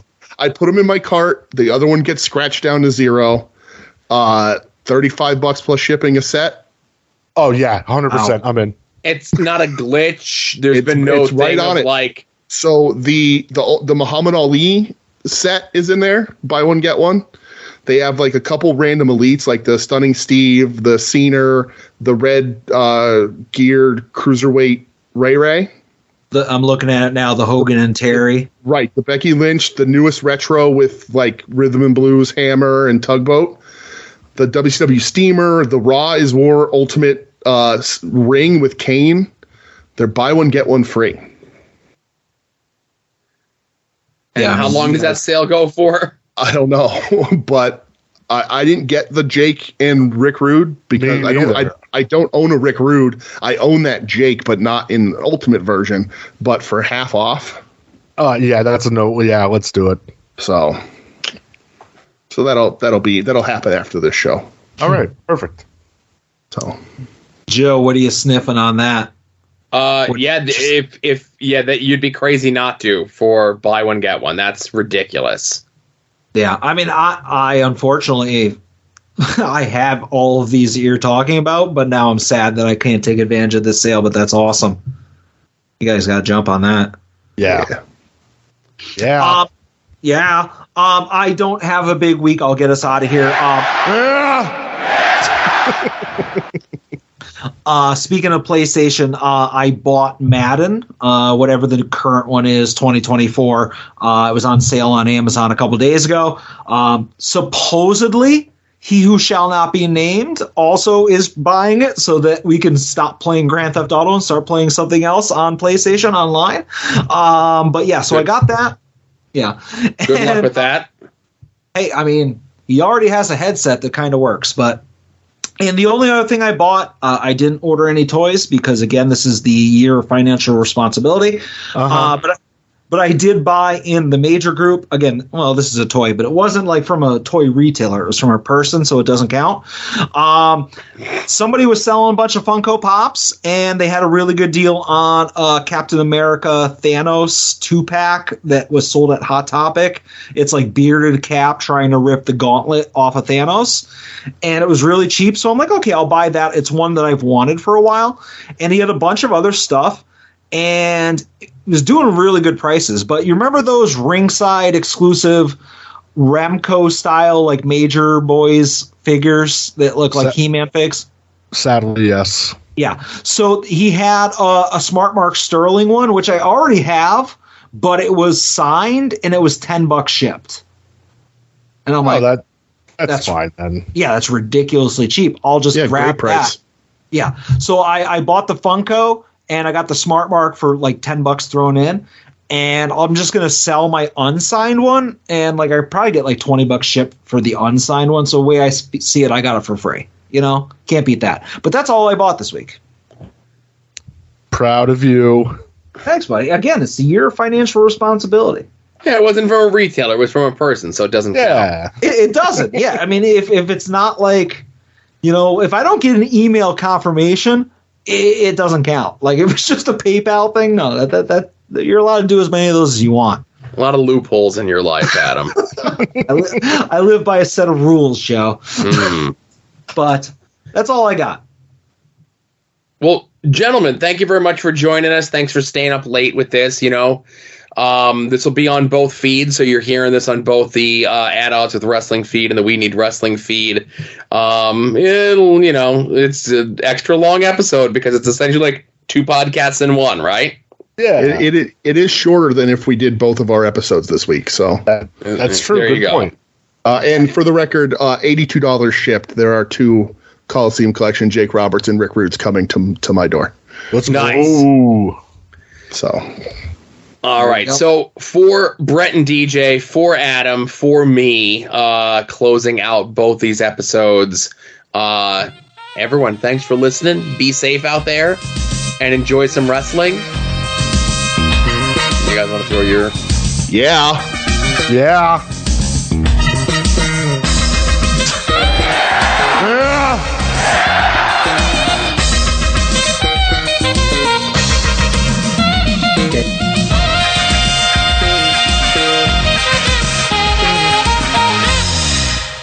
You're listening to the soon-to-be-named network, the Lamborghini